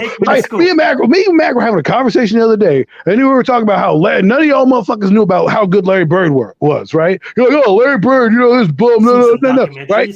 You know what I'm saying? You wake up and you see this guy, Steph Curry, who gets an ankle injury walking onto the court every 5 minutes, and you think that he's going to be up with the bad boy Knicks? How about you do me a favor, and you go back and watch those championship years and those Michael Jordan years, and you tell me if Steph Curry could last with them boys, Bill Laimbeer, and the bad boy Knicks coming to town. He wouldn't. He would be out crying with Aisha or whatever, Ashley, whatever the fuck her name is. You can't mention some of the two best teams of all time. Oh, my God. It was the whole NBA, Zion. Oh my Lord, I'm done. I'm done with this conversation. That being said, Lou, if you guys want him on the show, he wants the link. Is it cool to drop him the link? That being said, let's move on. Great take, Adam. Disrespecting. You dropped the link a little bit. You're disrespecting the game by loving a guy like Steph freaking Curry, who all he does is shoot 3-pointers from the moon. You're like, oh, that's great. Guys, shoot 3-pointers. I'm like, give me a fucking break. Okay. Wait. Give me a break. Adam, do you think he could be like a Reggie Miller if he was back then? Because Reggie Miller, that's pretty much what he was. You know what he would be? He would be fucking Steve Kerr. That's what the fuck Steph Curry would be, because he wouldn't have the physical chops to make it. All those little bunny hops that he does. Guess what? Rasheed Wallace is crazy. Okay, Ben Wallace is crazy. Okay, Charles Barkley, Dennis Rodman, they're crazy. You think Dennis Rodman's gonna be like, let this little? Mason was nuts. I'm not gonna debate you if the game was more physical. You're in that conversation. I agree with you 100% of the time. The game was way more physical back then. You turn on the TV now, you can just go like that. You can flick someone. Blow on him, it's a foul. But here's the thing, though. I'm not going to go anoint somebody the greatest of all time because he's on a Subway commercial, all right? Or because he breaks 3-pointers. That's someone that got KD his championship. It's hard to compare eras. That's the problem. It's hard to compare eras. No, it's not. No, it's not. I'll give you Michael Jordan. Do you think he can play in any era? Oh, absolutely. Lawrence Taylor. Do you think he can play in any era? It's Lawrence Taylor. Dan Marino, do you think he can play in any era? My point is that these guys that I'm talking about, Peyton Manning, were transcendental players. Steph Curry is not a transcendental player. He would not last in any duration of basketball back when it first happened. And even Mac knows it. He's keeping quiet because he doesn't want to go off like I am, because I know that Steph Curry, while he's good, isn't the best I've seen or the best I'll have ever in my lifetime. And that's fact. A guy like Draymond Green would be able to last. I'm not sitting there saying that's fact. And you're going to say disrespect. You're sitting there disrespecting the game by liking LeBron James, who crab dribbles. Crab dribble was even a thing. Okay, that was called a fucking conversation another time. Oh my God! I love the energy. I love this. I love it. No, Steph Curry's a risk disrespect. Give me a break. That being said, G Nation will drop the link in a bit. Sports movies. So let's get back to that topic. Adam, you can begin. Some of your other best sports movies of all time. And then we'll move into the NFC West. followed by, I know there's a pay-per-view coming up for WWE. You guys can talk on that for a bit. So Adam, why don't you begin? Let's get one of your favorite sports movies. Just name another sports movie. I love a team that we all know and love in this panel here, the Little Giants. Obviously, that's a football movie, goes way back. Again, I know it's a kid film, but, and if you didn't like Icebox, who wore 56, obviously for a reason, Ed O'Neill played a great, douchey coach who's a Cowboy fan and, shits on his younger brother or friend, who I forget who Rick Moranis is in the movie. But, that's one of my favorites. I should know more, but it's, Icebox dad. Icebox's dad. Exactly. So, and she plays on the Little Giants. They have no uniforms. They're a hodgepodge group of players. They got their quarterback who looks like Phil Simms. You know what I mean? They got their receiver who puts tar in his hands to catch the ball. And it was one of those movies to me that, especially because I was a Giants fan, like to me, it was like, yeah, this is, it was near and dear to my heart. So Little Giants. Giants, help us, God. Annexation of Puerto Rico. Come on, that place should be run every time, man. I think it's in Dayball's offense this year. That's a good one. Well, Matt, do you have any movies to mention? I do. I'm gonna stick with football here. Let's get it. My favorite football movie is High School Musical is not a football movie. It's not a sport movie. Sorry. The Program. That's awesome. Oh, the Program. This movie Good one. here really goes, dives into the inner workings. Is that Dennis Quaid? Of James Caan is the coach, and Omar Epps is Omar Epps. Yeah, Omar Epps is in there. Was a running back, little recruit they was trying to get in. But anyway, that dives into the inner workings of the college football. Who, by the way, had a fumbling problem. Some of the dirty inner workings. See the little grimy stuff that you hear about, but obviously don't necessarily see. This movie. Steroids. How you doing further? A lot of that, issue like you said with the steroids, just the guys, cheating and the classes not getting there. Just all that type of stuff. And one thing about this movie that is near and dear to my heart is because there's a famous scene that was removed from this movie. When it was first released, it was a scene where these guys laid down in the middle of like the highway while traffic was just darting past them. And because, some guy, people are dumb as a motherfucker and they went out and actually did that same shit and got themselves killed. They had to remove that scene from the movie, but I got to actually see the original movie because I went out and saw it the first night it came out in the movie theater without that scene being Matt got that jumbo popcorn.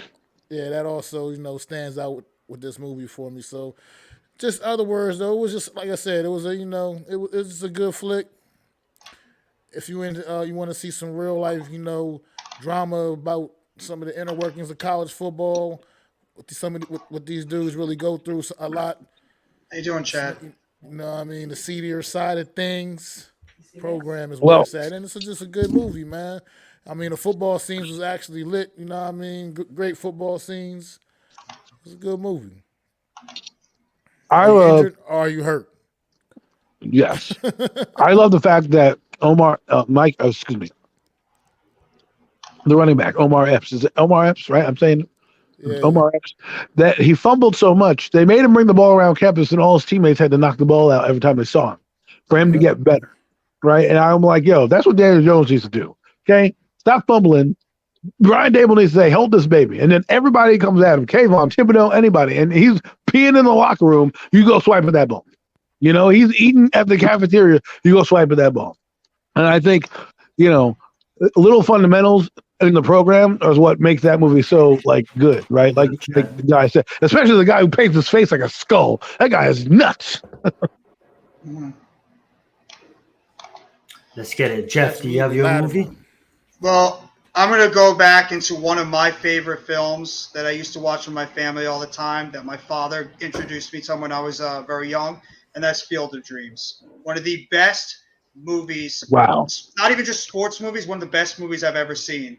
About this man that kept hearing voices in his head, and the voices kept growing and growing, and what it ended up doing, he ended up trying to live out his dream, but building a baseball field in his abandoned cornfield, and all these famous old-time baseball players like Shoeless Joe Jackson, who was played by the great late Roy Liotta. If you build it, they will come. All these guys continuing to go over there, play some scrimmage baseball games. He's pretty much living out the dream of seeing all these great former baseball players. And James Earl Jones is in that one too. James Earl Jones, another one that was in that film as well. And nothing was more. If you're a fan, if you're anybody that loves like one of those heartwarming scenes, the end of the movie when he's over there and he gets the opportunity to play catch with his father, who passed away when he really never got the chance to do that when he was younger. Seeing him and his father when he was young playing catch on that baseball field to end the movie, how can you not just have like a great feel-good moment for that? So that's just always one of my favorite movies growing up was Field of Dreams starring Kevin Costner, the great late Ray Liotta, as well as James Earl Jones. Just one of the best put-together films in the late 80s, early 90s. I feel like such a bum. I'm saying like, all these corny-ass movies. They got, Max says Miracle, right? He goes back and says The Program. Jeff is saying, Field of Dreams. And here I'm saying Little Giants. At least yours is better than mine. I'm gonna go cheesy route because there's not that much comedy, goofy movies about sports. So I'm gonna go with The Benchwarmers. That's a super cheesy movie. It was absolutely awful. Absolutely awful. And Adam may think it's awesome. I think it was pretty awesome. Awful, not awesome. Awful. It's stupid funny. Is that the one with Napoleon Dynamite in that movie? Yes, and he got yes. Oh my God, that movie is fucking terrible. It was the only movie, I swear to God, it was the only movie I almost walked out of halfway through. Have you seen the Dragon Ball Z M. Night Shyamalan or The Last Airbender? Those are pretty bad. Yes, they are. We're talking about sport movies, not just in general. This movie is terrible as a sport movie. The reason I don't bring it up is because I think we're talking about two different movies. Oh my God. That being said, I'm sorry, I don't mean to criticize your choice. No, you're good. I love it. That being said, let's move into, I believe we're on the NFC West. I'm gonna go fast. I think it's pretty self-explanatory. I mean, like it's the NFL and anything could happen. But I'm gonna just go have the Rams, obviously, unless something happens, and it's the NFL, anything can happen. I have the Rams, followed by San Francisco. I just believe that San Francisco has the better roster than everybody else. Followed by the Cardinals. You got to think about it too. They have a lot of great receivers, but the main guy is gonna be out for like 7 games in Hopkins. So that being said, I think San Francisco has a better team, the better defense than Cardinals. So that's why I have them finishing second. I have them taking the playoff spot at second. Then I have the Cardinals. And then as far as the Seahawks go, the Seahawks has, pretty decent roster, but there's just so much questions there with their defense and just many more questions than I have the answers for right now. So I have the Seahawks finishing last. Whoever wants to take it. Yeah, I mean, I pretty much am echoing. I know it's lame. I'm saying the same thing, but I'm pretty much echoing with what you're going right now. Until somebody's able to knock off that Rams team. Sorry, this is the Rams division, and it's going to continue to be that Rams division because Matt Stafford's still there.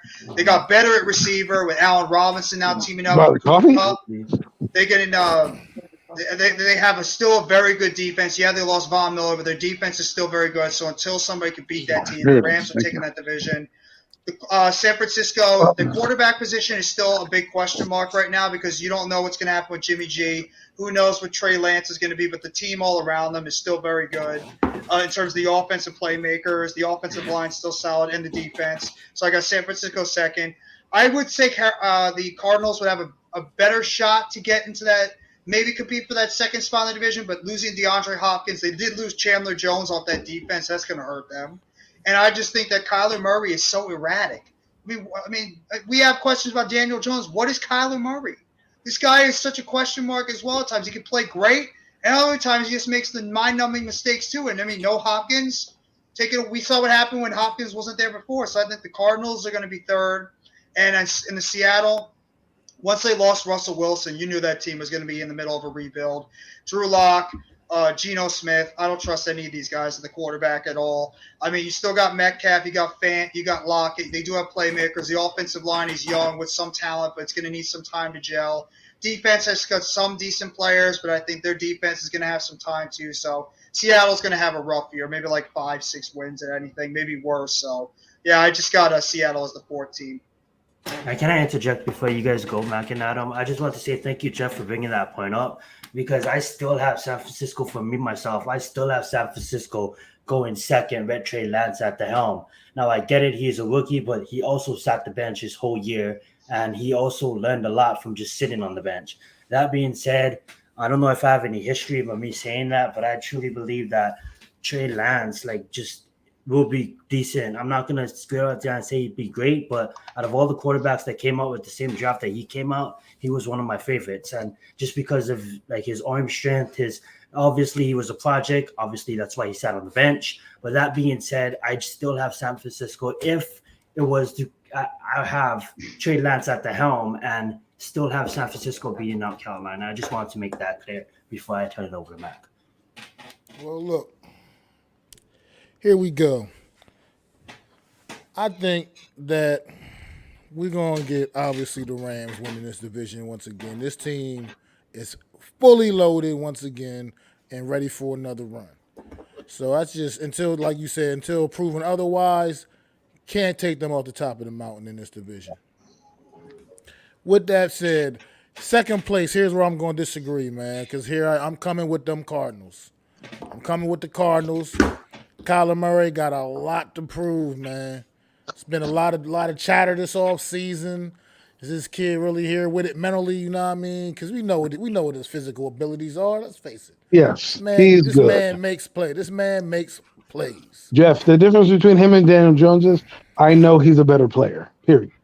He makes those mind-numbing mistakes, and he gets hurt a lot too. No. Talent-wise, he is a better player. He makes the plays. He makes plays. So it's just okay. He got to prove he's strong enough mentally to hang in there, and I think he will do that. I think he will figure it out, put things together. This Arizona team has been, they've been knocking at the door. I think this year they get a little kick it in a little bit. You know what I mean? They still got them Rams up there that they still got to look up to. But then I feel like the 49ers are coming in this season with a little bit of dysfunction. I feel like they kind of casting out Jimmy G a little bit, coming off the injury. Is it going to be Trey Lance's team this year? Do we 100% know? Not really quite sure yet still. Deebo Samuel, they just don't seem to want to pay the man the money he's worth. So, this team's coming in with a little dysfunction, and I could see them slipping up a little bit and falling back. That's why I got the Cardinals jumping over top of them, man. I do believe in the talent of this San Francisco 49ers team, but I just feel like it's a little bit of dysfunction this year, and it's going to cause a few hiccups along the way. I do remember going back a few weeks ago on Premium Takes, picking Nick Bosa to be the Defensive Player of the Year, and I definitely still stand by that. But as far as the San Francisco as a whole, I just think it's going to be a potential year of struggle for them a little bit, a little up and down play. And then, Seattle pulling up the rear, total rebuild mode. They're just not going to be competitive in this division. And we just lost Adam for a second again, so I'm sure we'll get him right back. But, that's how I feel about that, man. And not to say that I think Kyler Murray is bad quarterback. I think he's still I'm not crazy. Of course he's better than Daniel Jones. But I'm just saying he's had injury issues, and he has had moments of inconsistency. Can he make the key plays when they're there? Yes. But I still think he's had some moments where you're just scratching your head, what are you doing? With him. I still have some reservations about him. Go ahead, Adam. Listen, I'm gonna go with Max take a little bit on this. I'm gonna go with the Rams. I think they got a lot to prove there, but let's be honest, they're the cream of the crop in that division right now. They're Super Bowl champs. I'll give them the respect where they deserve. They not only are the Super Bowl champs, but they have the best defensive player in the game right now. They signed back Leonard Floyd. I mean, they did a few things this offseason as well to keep themselves relevant. They also own the best receivers in the game, Cooper Kupp. So we can't overlook that. And we got to give him his respect too, Matthew Stafford, being a quarterback that I think people don't respect because he played for Detroit. This is the conversation I have every week with people about Matthew Stafford. Now that he's good on the national stage, guess what? He's here. The next Now team, you guys notice him? exactly. The next team that I'm going to go with here is I think I'm going to go with the Cardinals as well. I just think their defense is still pretty good. Their offense did what they needed to do. I think they'll figure it out with the DeAndre Hopkins thing, and I think you'll see more. I think they'll change it up with Kyler Murray because it's a big year for him. He wants to get paid, right? That's not a secret. He wants to get paid, so the only way you get paid is to perform. And I wouldn't pay him now because your last game, like Jeff said, he had a clunker. There was LA had his number in the playoff game, so you're only as good as your last game. So for me, I wouldn't pay him on that performance, but I do believe he has talent. And I think they'll figure out a way. And if they come out guns blazing right out the gate, we'll be talking a different tune. San Francisco's interesting to me because they still don't know what they're doing with Jimmy G. Okay, and they could be fourth in the division. And here's why I'm going to say they're fourth. The only way I think they're fourth is if Seattle gets Baker Mayfield. There's a rumor that Baker Mayfield's in the works of possibly going to Seattle. How is Baker Mayfield going to score on the San Francisco 49ers defense? Anywho, the Baker Mayfield will have DK Metcalf and a solid offensive system that they got going on up there, but you play more than just defense, Zion. That's okay, true. That's and 100% true. And if you get rid of Jimmy G, who, by the way, we all agree is caca. Like, I don't care what anybody tells me. That the playoffs showed me that what Jimmy G was. Not once did Jimmy G win them that game. Hell, Jimmy G damn near lost them the game. Damn near lost them the game going into the playoffs. Threw 2 interceptions in a game. Blew the Green Bay game when they had a chance to win the football game. Would have punched their ticket to. Well, they did beat Green Bay, but my point is they could have lost that game if it wasn't for a blocked fumble, right? Because Jimmy G was having a horrible game. Even Aaron Rodgers was having a terrible game, but at the end of the day, you look at both their numbers, Aaron Rodgers wasn't that bad. I think Aaron Rodgers didn't help himself in that game. That's a story for another day. My point is, if you're putting in Trey Lance, you're going to have to deal with the growing pains. And I trust Baker Mayfield right now over Trey Lance than any of the. And now, if you put Jimmy G back there, that's a good point. If you put Jimmy G back in the game, and I'm only saying this is if Baker Mayfield comes, I would then take the 49ers. Now, if they don't have Baker Mayfield, I'm still taking the 49ers because I think they have a better overall team than Seattle. Now, Seattle, let's get to them real quick. They're a team in transition, but they got Noah Fant, who I like. Noah Fant. People sleep on Noah Fant, yo. He was if you don't know who Noah Fant is, go look him up. He was a decent tight end for Denver, and because he played in Denver and their crappy offensive line, I would have loved to see him in Denver right now. And I think Denver only let them go because they drafted that fast ass rookie. Well, they let him go because they traded for Russell Wilson. So they're like, we got to give up something to get a player. True, but like that, I'm just saying, like, I get it, but like, I would have loved to have seen Russell Wilson and Noah Fant on the same team. I think that would have been amazing, but of course they didn't. So to wrap it up for me, Seattle will be holding up the rear again. If they get a quarterback that's competent in there, like a Baker Mayfield, I think they'll make a strong push for the third position. I like that point, and I was gonna question. Obviously, it's America. We're entitled to our own opinion, but the fun thing about this show is we like to have conversations. And I was gonna question Mac's point about Hopkins, but you answered it in your point. I mean, like, I think they'll get by as well. You look at the receivers they have a young Moore. I mean, like, he's pretty good, and he can turn out to be a pretty decent receiver for them. Along with they also got guys. Hollywood Brown. That's true too. That's a good name they got in the draft. Got deep threat.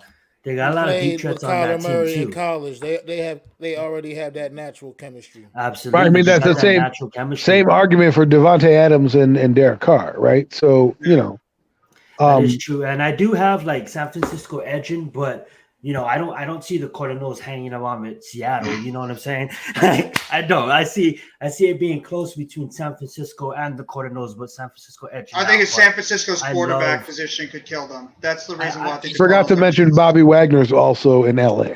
Just to That's true. throw Yeah. that out. That's a good point. And I just think, because I don't want to keep on explaining myself, but like I just think that San Francisco, to counter that young quarterback, just go back to what you guys are known the best for the past couple of years, is the one game and the scheming on the one game. And I get it, Mike, he went over to Miami, but there's still Kyle's game plan. You know what I'm saying? Won the ball, there's Debo Samuel. Just get the ball to him. It's not that easy, obviously, but control it control the time of possession with the ground and the ground game and your defense. And that's why I have San Francisco beating those tough nose kind of fourth quarter. Well, they better hope Trey Lance is good. Otherwise, they're going to end up on the unemployment line.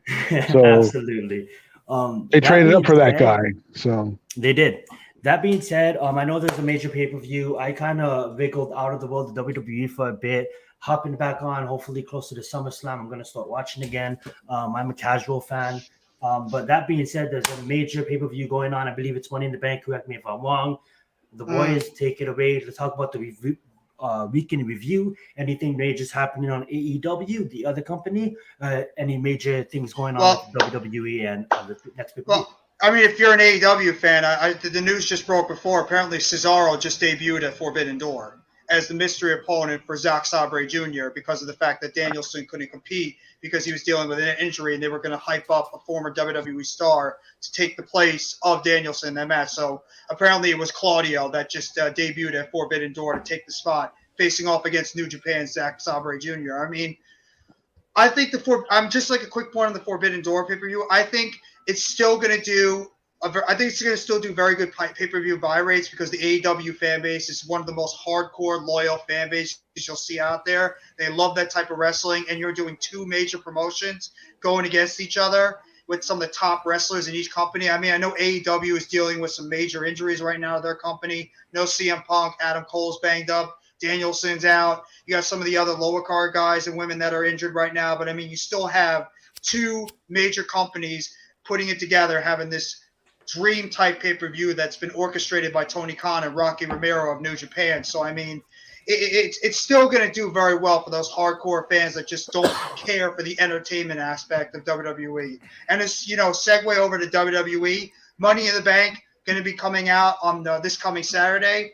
The Money in the Bank, the purpose of the pay-per-view is sort of similar to the Royal Rumble. You want to take the chance of elevating a young talent or a talent that's just on the cusp of going for a mid-card champion or a mid-card wrestler and elevate them to the main event scene. This is what Money in the Bank should be all about. And now we have no wrestlers on the roster. And that's everybody's either injured or the fact that they're too afraid to elevate new stars to that main event scene.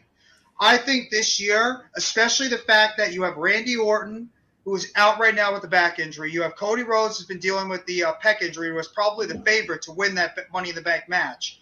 This is your perfect opportunity to take a chance to elevate a woman and a man in each of those briefcase matches and put them in that main event scene and try to make new stars. For the women, I think the perfect person to do that is Liv Morgan, who they have been building her up slowly in that main event scene, as well as teetering on the mid-card, teetering on the main event. She's had title opportunities. She's just missed out, but I think she's ready to hold on to that briefcase because, she is a fan favorite to a lot of the younger fans out there. I think this is her chance to elevate her to that main event scene, give her the Money in the Bank, let her become a Raw Women's Champion. And for the men, give the briefcase to Matt Riddle. You have to find a way to get Matt Riddle in there. I mean, Mac and I were discussing this. We were watching Monday Night Raw. I'll let you say your point a second, Adam. Mac and I were just messaging back and forth, like, why the hell are you putting Omos in this match? What purpose does Omos have to be in this Money in the Bank match? That's the guy's as green as grass, and you throw him in there because Vince McMahon has a sudden infatuation with this guy being in there because he's a big guy, can do big guy moves, beat people up with the ladder. Omos has no business to be in there. He's not ready. He can't barely cut a promo in there. MVP is carrying him right now.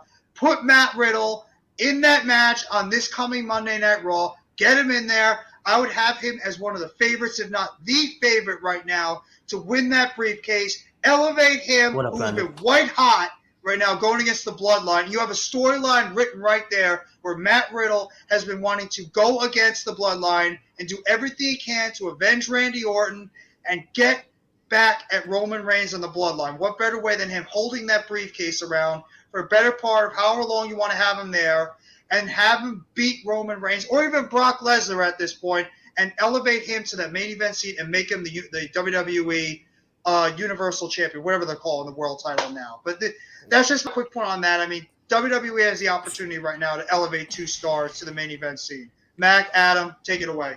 What's going on, Randall, man? Just How great you job doing, with that UFC pay-per-view last.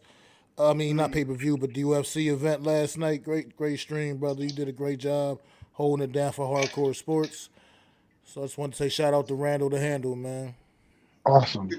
I look at it like this: if I were writing for WWE, Vince McMahon, maybe you should listen to the Premium Takes. You might have a better show. Stephanie McMahon.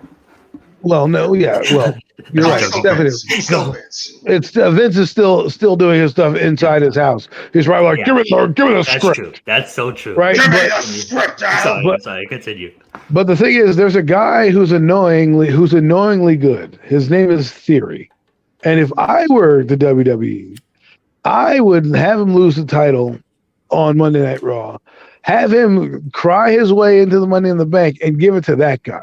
Because if you're going to push him, he reminds me of John Cena. He looks exactly like what John Cena was cut out of, right? The attitude, aggression, whatever, blah blah blah. Like, and they're celebrating Cena, and he's going after Cena. I'm just like, this is the guy for me who could be arrogant. I'm Mr. Money in the Bank. I was the USA champion. Now I'm Mr. Money. You know what I'm saying? Whether or not he wins the cash in, that's up to you. You could go either way with it. But to me, like you're saying, building up. I like Riddle. Love what Riddle can do. I think he would be a great champion. I think he would represent the company well, even though he's that bro. But Austin Theory, to me, there's something about him that I'm like, yo, this guy is going to be the next superstar of this company and carry this company. And I think it would start with Money in the Bank. I mean, if you're going to put Riddle in there, I think you can also throw in Austin Theory. Well, I know he's not in it, but that's just one of my things I would do. Well, I got an interesting take on Money in the Bank now. Because in light of Sami fucking Zayn I love him. qualifying for this Money in the Bank ladder match, man. Love Do that dude. you see I this hope he wins it. Because I see it possibly happen. I see it. I can No. see it. I got the gears grinding, man. No. Sami Zayn wins that Money in the Bank, man. He wins love that it. thing. Yes, Sammy. Gets that briefcase. And Is it on Roman Reigns? and hey, And he's now the leader of the bloodline. He's now the leader of the bloodline. after sitting there and saying he wasn't and telling them he's not going to cash in on Roman, I'm not going to cash in on Roman. He wins it and cashes in on Roman. How epic would that be if Sami Zayn is the one to dethrone Roman Reigns of the title by cashing in the Money in the Bank briefcase on Roman Reigns? I think Roman Reigns would be so embarrassed. He would be so embarrassed to lose. That'd be cool. I love But it, man. for what it's worth, people. For what it's worth, Sami Zayn, in a sense, is almost owed an opportunity. I mean, Yes. he won the NXT title back when he won the NXT title. That got basically immediately taken away from him via his best friend, Kevin Owens. Comes in the same night, just squashes Sami Zayn basically. The same night he wins the NXT title. So, he comes up on the main roster. He's had a couple Intercontinental or U.S. title runs, whichever. Well, yes. But Sami Zayn, for what it's worth, as much as people can feel however they want about him, he's accomplished. He is a talented superstar in the ring. Best work of his career. Best work right now. And Sami Zayn is due a real opportunity for what it's worth. He's paid his dues. Paid his dues. I agree with you. Man, you sold me. You sold me, bro. He's long sold past me. wrestling Johnny Knoxville in WrestleMania matches. Yeah, sure, it was entertaining. It was fun. It was an entertaining match. It was just fun, all the crazy jackass stuff. But Sami Zayn is legit a top contender. He's not He's a main event caliber performer, and it's just time to get him up on that stage, and maybe possibly this could be the way he somehow wins that briefcase and ends up cashing it in. Whether it's on even Roman or Brock Lesnar, it doesn't even matter at this point.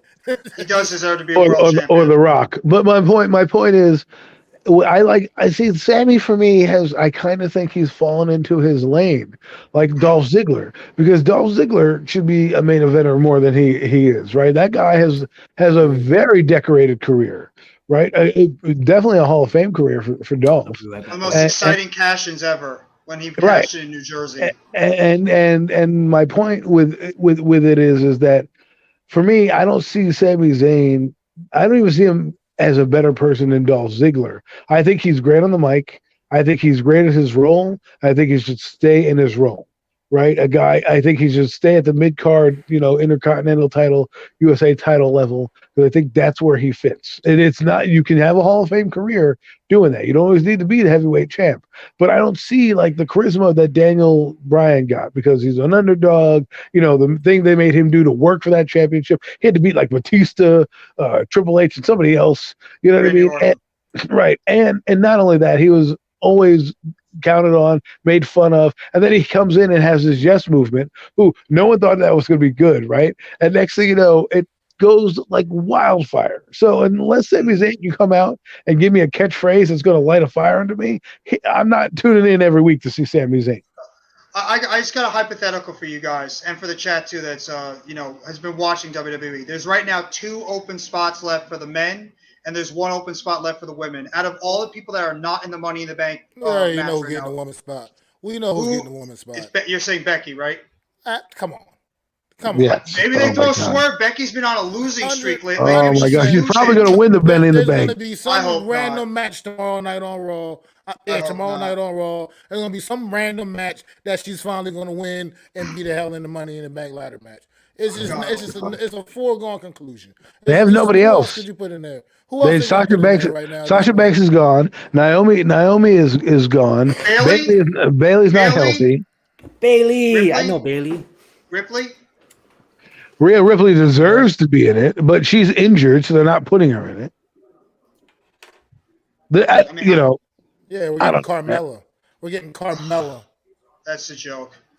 Carmella. We should get some. The men, you have some options though. You can get Nakamura in there. You can get Owens. You can have Riddle. You can have Styles. You can have. I'm gonna put Zeke. What better way than having Judgment Day, which I don't know why the hell they weren't on Raw this past Monday. What better way to help get a little bit more, because they're gonna be wasted. Put Balor in that match, and even have Balor be one of the favorites to win it. Now that he's a heel, you want to make Judgment Day a little seriously? Put Balor in there. That guy deserves a championship too. He had the championship for a day before he got hurt and had to relinquish it, and he's never sniffed another championship since. Balor deserves a championship. That would be interesting because you could have his henchmen come down and help him kind of eliminate some of the other people, right? Take them out, Rhea Ripley and all that. But hey, man, this is Money in the Bank. But I want to know something from you guys. That's funny. I want to know about Brock Lesnar. Okay, why on God's green earth are we going back down this road? Because they panicked because Randy Orton got hurt, and he was supposed to be in line to face Roman Reigns during the summer, so they had to push the panic button when Rhodes and Orton got hurt. So they had to bring back a former star to take his spot. But Brock Lesnar can't lose. Do you understand that if you keep making I get it. I get what you're saying, Adam. It's ridiculous. I mean, it's a perfect opportunity to build a new star, but, I mean, hell, it's not going to work. We got to throw the Lesnar thing back out there. How would they want to do that? Oh, I'm desperate now. We got to get Brock Lesnar back. Yeah, exactly. You just said it right there, Mac. Well, I'm telling you, they're probably going to put the title on Brock because if Vince McMahon goes, he's going to want a guy that's going to be more alluring. You can do more with Brock Lesnar than you can with Roman Reigns. Roman Reigns' character, to me, has peaked. Like, yes, he's bad. He's had a great title run. Again, I don't think he's the greatest of all time. I'm not going to say that. I respect his run. I think his run has been a little helped because of his absences, a lot of the way he's been booked. I mean, Kevin Owens technically should be the champion. That match he had, I forget what pay-per-view it was, where he's doing a moonsault off. Match. Right. Where he's doing standing match as well. when he was doing a moonsault off the top rope off the scaffolding, I said, "Why are you not?" I said, "Why are you not giving this guy the championship? He gave you one of the best matches in a COVID pandemic year. One of the best matches I ever seen in Safeco Park or wherever the hell they were doing that match. I forget what pay-per-view it was. Someone can correct me if I'm wrong, but like, what can you do?" Well, why don't you put Kevin Owens in the Money in the Bank match after what this guy's been doing with his work, with the Austin storyline that he did mostly by himself, and he's made one of the stupidest storylines at the beginning into arguably the most entertaining thing going on WWE main roster TV with this whole Ezekiel thing, because it's been funny. I'm loving it. I think it's great. That's the guy that deserves to get a title shot. It would be Kevin Owens. If you wanted to ask me, I agree. I'm not disagree with that either. Kevin Owens. There's a lot of guys absolutely as well does. I'm just they saying, put in Drew McIntyre. Okay, I see that. Okay, whatever. But if you I feel bad for Kevin Owens because he was a good Universal Champion. People forget he's the guy. He's the guy that the belt got dropped to for Finn Balor. Right? He won the open competition for the belt when it was vacated. And he came in and he was a big ass heel. And you're like, I love this guy. He's just an asshole. And he knows how to carry himself well. And, he got injured and lost the title. I think he had it another time quickly. Again, they gave it to him. And then, of course, they gave it to the other marquee stars. I don't know if he did anything in the back to not warrant it, but this guy does moonsaults. He's like, to me, he's like a guy that we're wasting his talent because we want to put him in storylines with The Miz, with Ezekiel, with these freaking jobber type characters. Like, I love Walk with Elias. I don't know why they changed him to Ezekiel. I thought Elias was great. I thought that guy had championship written all over him. I agree 100% with you about the Kevin Owens thing. He's also another guy more than deserving an opportunity that's just not getting the opportunities that I feel like that I agree with you. He's earned. So, would you guys go ahead, Mac? No, I was saying I don't want you to think I disagree with you on that point about Kevin Owens. I just was talking about the Sami Zayn thing about him being in the match. I'm going with that angle because I feel like he's a guy that's in the match now that, if you think, in my opinion, has paid his dues and is enough is enough. Did you have him lose to Roman Reigns? I haven't demolished Roman Reigns. It goes to that. For me, I'm just at a point where I've seen Sami Zayn. I've seen him for a long time. NXT when he was in the Indies a little bit back in the day. Sami Zayn can go, man. Like I said, he's a main event caliber talent in the ring, and I'm just tired of seeing him and continuously and nothing but hokey little. Did he have a cage match recently? I'm not even sure. I can't think so. I thought he had a cage match. All those choices, Zayn had a cage match with Drew McIntyre. Yes. That was just a long time ago. All those guys that you mentioned that we've talked about, every single one of them deserve an opportunity to win that briefcase. Absolutely. Whether it's Kevin Owens, whether it's Finn Balor, whether it's Sami Zayn, Matt Riddle, all these guys deserve an opportunity to hold that briefcase. Every single one of them have been doing great work, and every single one of them are on the cusp of becoming world champion. How ironic would it be, and what a Vince McMahon move he would do if he puts it on somebody like Omos of all people? Because Vince I can see him doing that. I can see it too because it's Vince McMahon and he's infatuated with this guy somehow. If that happens, the whole arena would just start to boo very loudly. I guarantee that. So Vince better not even remotely have that on his. He's got to be smart about it. You have so many guys that are.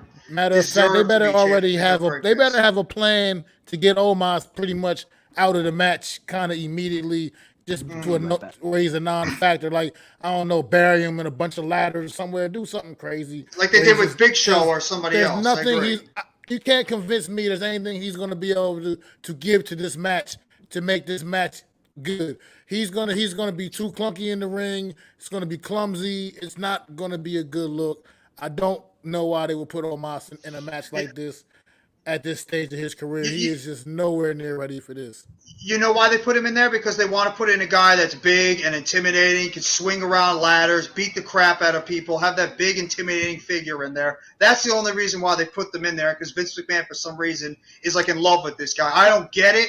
I mean, when you and I talked about this, like, why the hell would you put a guy that's as green as Omos, who has zero charisma? MVP's doing everything he can to make this guy somewhat relevant. He can't do Yeah, but that's why they anything gave him right. MVP, because they But it's can not do the working. big.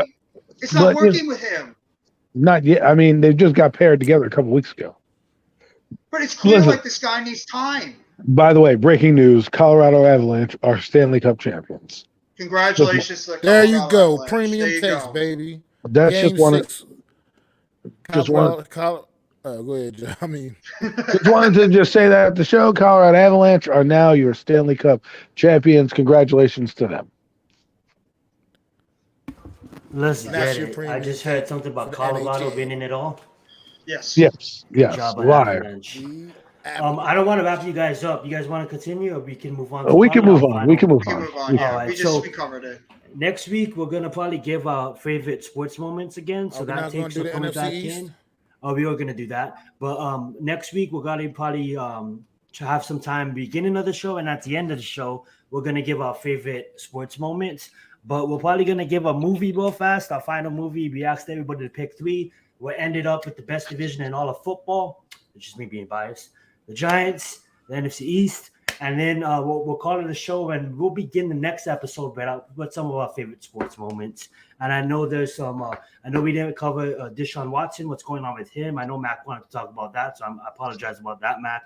We can That's get into all that. good. There's We some didn't other get major there, you know news what that I we mean? didn't we didn't get wasn't there. big enough on the agenda this week. Yeah, absolutely. That being said, I'm gonna start it off with the Gridiron Gang. I know it's another cheesy one, but I do That's a love good that one. movie, Cheeseburger That's a Eddie. great movie. Great actors from top to bottom. Love the whole concept of the movie. You have a all-star NFL quarterback goes to jail over some BS, and I can't really remember it, but I know Adam Sandler goes to jail. He ends up playing. That's the longest yard. You think your Gridiron Gang was with The Rock? With The Rock. I'm sorry. Well, I'll add in the longest yard too. Can I take them both? That is the longest word. But the Gridiron Gang is with The Rock, and I'm probably thinking of the longest word, so I'm not going to say the Gridiron Gang. The Rock did Exhibit. That's another great movie, but I was thinking of the longest word, and I want to mention Gridiron Gang, but since I was thinking of the longest word, I'm going to say the longest word and pass the buck. Oh man, I have a couple. What's up, Josh?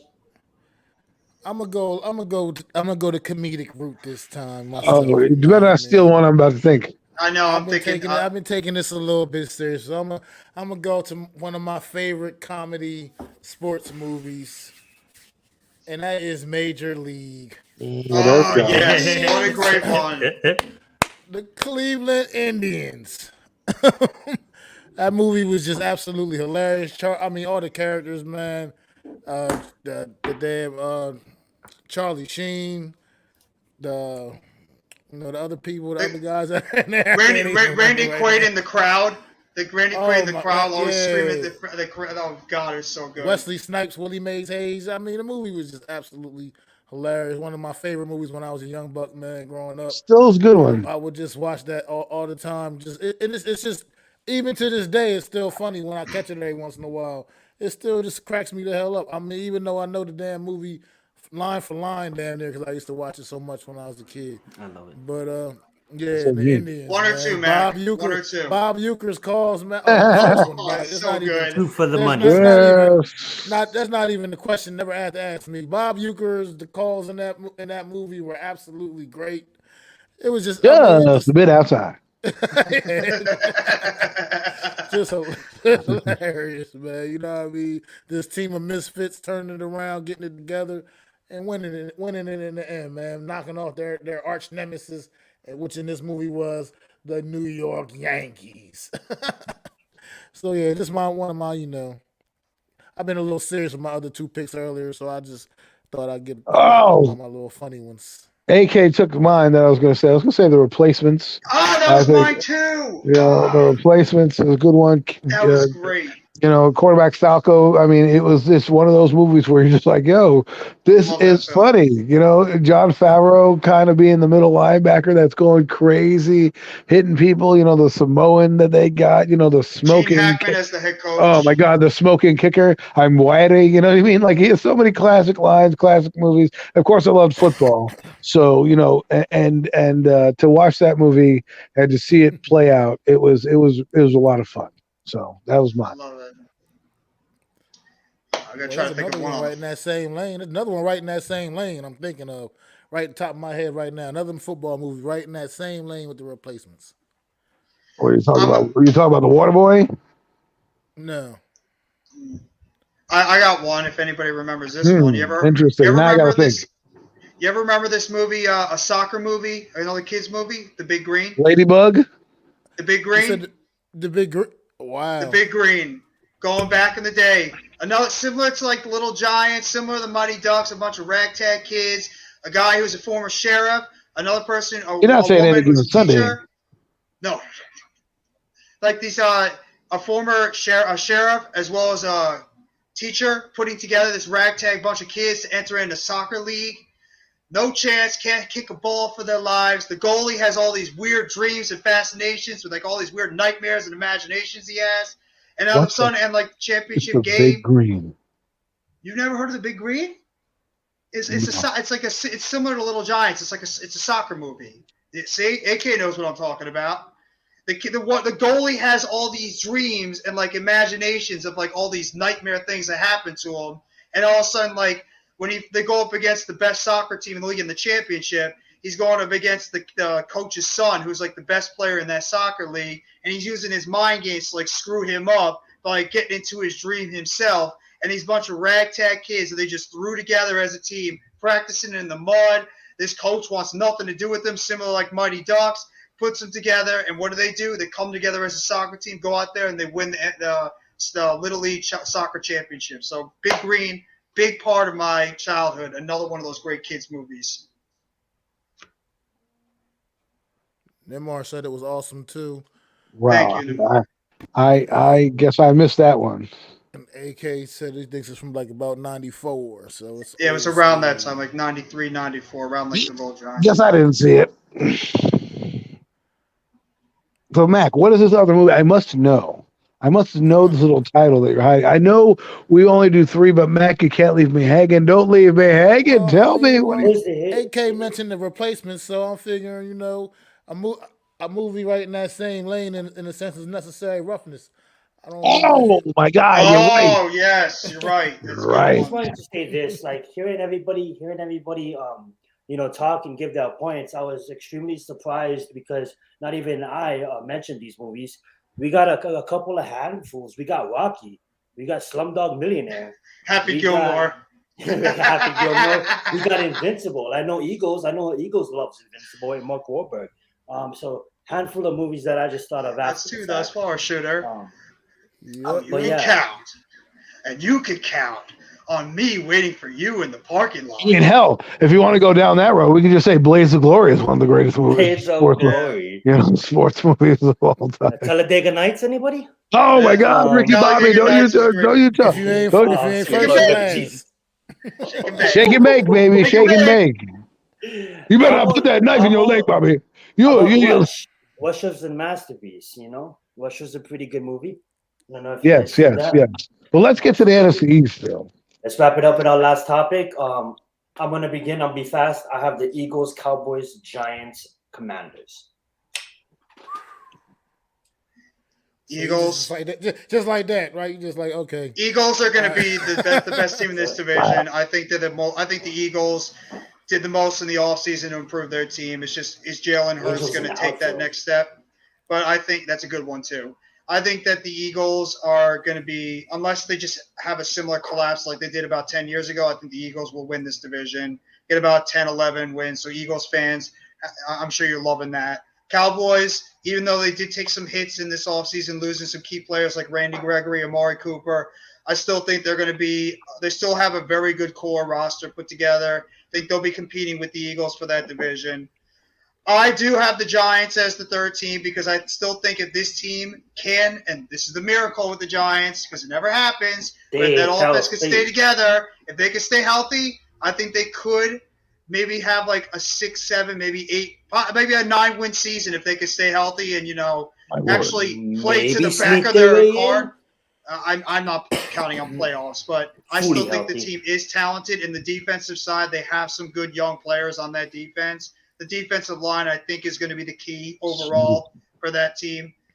I'm not like some of the fans. I do think Daniel Jones has some talent. I think Daniel Jones could be a better quarterback this year with a better system. Not saying he's going to be great, but I still think he's going to be better. And I just think Washington, I'm sorry for the Carson Wentz fans out there. I don't believe in this guy. I think he's just like Daniel Jones, but I think Carson Wentz is far gone. I think he's just been so screwed up wherever he's been mentally. He just has so many mistakes that he makes in key situations. Chase Young coming back from a torn ACL, you don't know what you're going to get from him. I think their secondary is not that good. Gibson is a good running back, but he gets hurt a lot. The offensive line is inconsistent. I do like Dotson, but what are you going to do with McLaurin with his contract situation? He's even going to be there. And then you got the lingering thing that's going on with the organization in general with what's going on with Snyder. So I think they're going to come in last. That's Vance. Thank you. That's a great movie, too. Cool Runnings. Awesome suggestion. Well. We are seeing things a little bit similar. I did say a little bit similar. We're seeing them similar at the top of the division. I do think the Eagles, as right now on paper, have leapfrogged the Cowboys. On paper, as what we know right now, which is all we can base things off of right now, is on paper. So right now, I think the Eagles have done enough to leapfrog the Cowboys at this point of the process going into the season. So I do like the Eagles right now at the top of this division. I got the Cowboys right there still snipping at their heels. I think they're just the two best in this division without a shadow of a doubt right now. And but I honestly, guys, I'm gonna put them Commanders up in third place. And right now, I gotta put us back in that basement, man, because my expectations are gonna start there. And I hope they can prove me wrong and we can build from that. But I'm not gonna expect anything more than what they've shown me. And if what they've shown me is that we're a last place football team. So until they can start showing me more, I'm gonna start my expectations from what they are, from what this team has been, and they have to prove to me and move up and get better. So that's just how I see it. That's just how I see it right now. With that being said, let's go New York Giants. Let's go Big Blue, baby. Let's take it all the way if we can. But that's a big if right now. AK, I'm not kissing no egg. AK, I don't know what that reference means. But to me, I'm with Mac, my partner in crime in the NFC East roundup. He and I see eye on a lot of things. And one of the things I think you guys forget about, and we already know the two teams at the top, Eagles, Cowboys. It's one of those two are going to represent. I'm going to go with the Eagles, obviously, but I think, on, like Max said, on paper, they're the best team. But the Commanders, we laugh at Carson Wentz. But it wasn't too long ago when that guy was considered the MVP of the league. All right? 2017, while, yes, it looks like eons ago, he was playing at an MVP level. Okay? He was playing lights out. And now he's coming to a division and a conference that's far weaker than what he's ever been. And so for me, and an NFC East where he's familiar. Right? I mean, we laugh, but, Carson Wentz credentials put him up against the quarterback that plays in New York. Sorry. You know what I'm saying? Like, Daniel Jones hasn't even sniffed close to being league MVP. Now, again, Carson Wentz is a bonehead, and he did some boneheaded things in Indianapolis. But it's not like he didn't do some good things in Indianapolis as well. Right, they were in some games. He had some magnificent games there too. He did have some boneheaded things down the stretch. So that's why I agree with Mac. The thing that with the Giants is this: I'm not going 9 wins. Hell, I'm barely even going 8. I'm going to give you a hard 7. Okay, a hard 7 wins because this team was 4 and ... 13 last year, not 6 and 10, not 8 and whatever. They were 4 and 13. And mind you, they were an abysmal 4 and 13 team. And everyone looking at the Giant roster, oh, we got talent. What talent? The talent defense that we had? Where did that defense go? I'm still waiting for that defense to come through. And don't worry, I'll wait. You know, we get Kayvon Thibodeau. Oh my God, he's LT. We're gonna be the next big thing. Top 10 defense. Y'all are smoking some crack. Okay, it's good to be optimistic. It's good to have, you know, some hope. It's good to be excited about the new regime. Be that way. But don't sit here and try to gaslight me where we're sitting here, well, I'm going 11-6 and we got the best defensive line in football. Give me a break, okay? Give me a break. And this brings me to my point that I was listening to and what I really wanted to get to. Guy on Big Blue Kickoff Live, Paulie Dot, if you're listening, I got a bone to pick with you. He goes online the other day, and they're having a preview of the Tennessee Titans. They bring in a beat reporter from the Titans, and this guy's going over everything. Mind you, I'm listening to this guy, and he reminded me that the Titans defense is going to be filthy good next year. So just keep that in mind, Giant fans, as I go down this road. So our offensive line is going to be gelling too. It's not going to be it's not going to be ready when it starts. So here's you're like Paul. You sound like Paul Dottino. So Paulie Dots goes like this. He goes, you know, Derrick Henry's not going to get more, not 20 carries. Offensive line has got to gel, you know, injuries and all this stuff. And I'm looking at Paulie Dots and I'm like, what if that were Saquon Barkley, who by the way is in the same situation, right? New offensive line coming off a weak season or an injury-plagued season, right? And are you going to say that he's going to get 20 carries? Because guess what? Derrick Henry played in the playoff game last I checked. Okay, the guy has done everything this offseason with no rehab. So to tell me that he's going to come in game one and not get 20 carries a game against a defense against the Giants we don't even know can stop the run yet, give me a break, Paul Dottino. He's like, oh, that's going to be my upset special. I'm like, listen. He's like, because the Tennessee Titans don't know anything about the Giants, and I'm going to counter with this.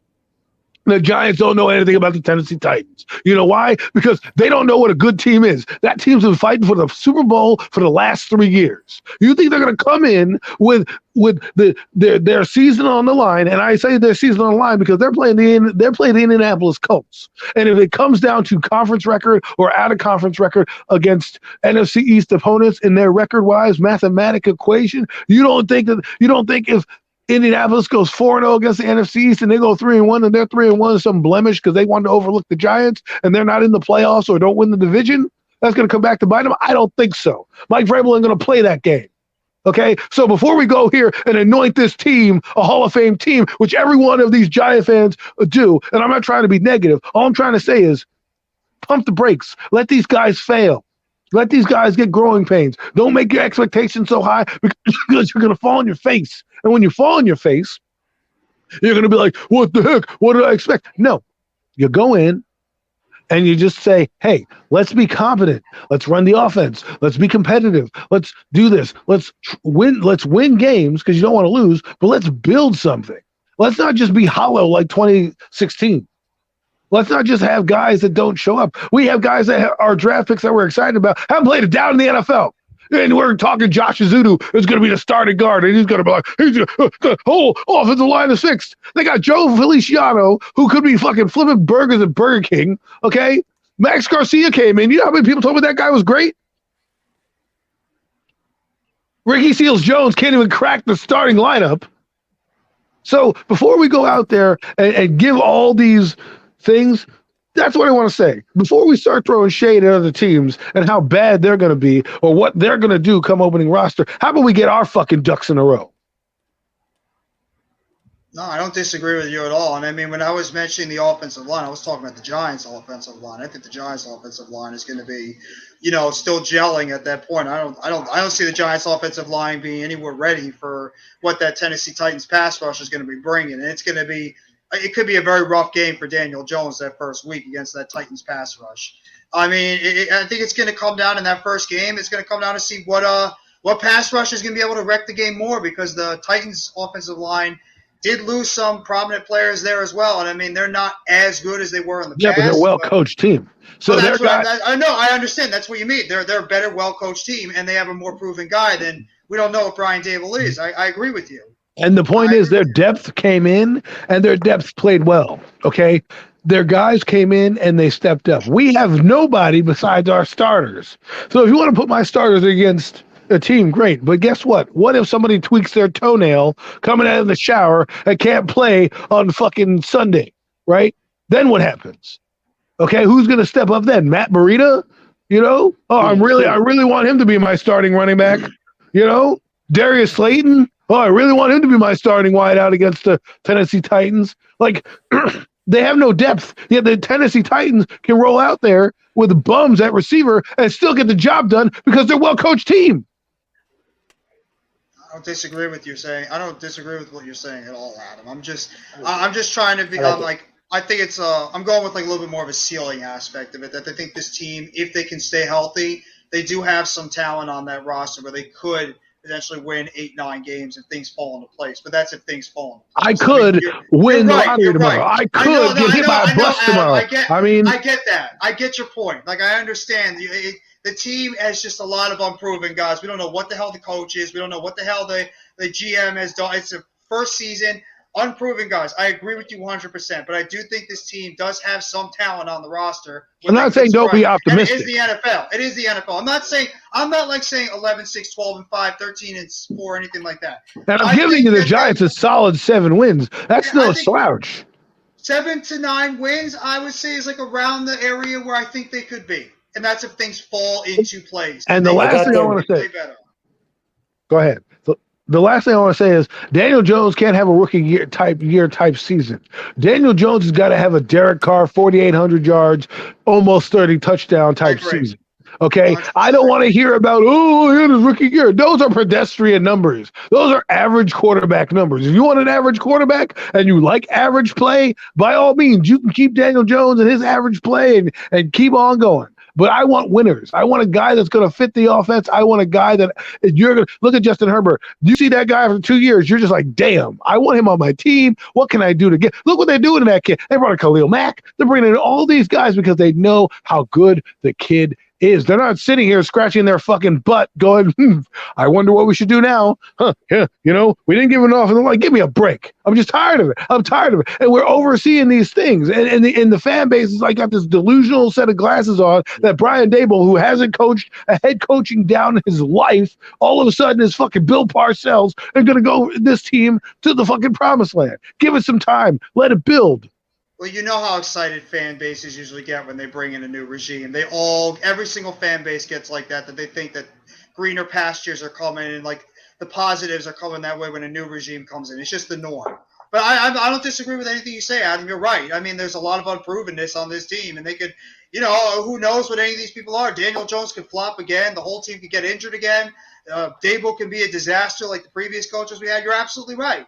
I don't disagree with one single thing you said.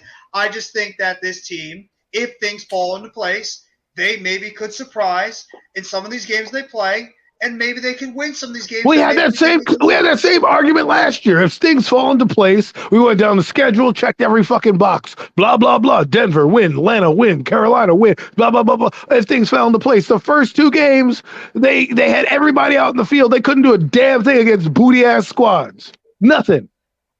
And now you're going to say to me, the first 2 teams we play are Tennessee and Carolina, and everyone, yes, we're laughing at Carolina, but that defense ain't no joke. And we're going to sit here and say, well, if Daniel Jones comes out and has a terrible game because Tennessee rattles his cage, right? I mean, I hope he comes out and throws 400 yards and proves me wrong and says, here, Adam, eat a dick for, complaining about all this shit with me. I doubt he's going to do it because, I'm not drinking the Kool-Aid like everybody else is. I kind of smell something that smells bad. I'm going to leave it alone. If you want to eat it, you can eat it. But what I'm saying is if he has a bad game against Tennessee and Carolina, who probably will now have Christian McCaffrey because, he gets injured after week 2. Of course, he's going to only be there for the Giant game. If he comes in and Carolina wins their game and we lose, that's pressure time. Now we can't go in there and be like, we beat Carolina last year, because that's the same argument we had last year. People told me we're going to beat Washington because we beat them all year. Guess what record we were in the division? We went 1-5. Okay, we didn't beat Washington last year. So now I've talked too much. You want to hear a premium take?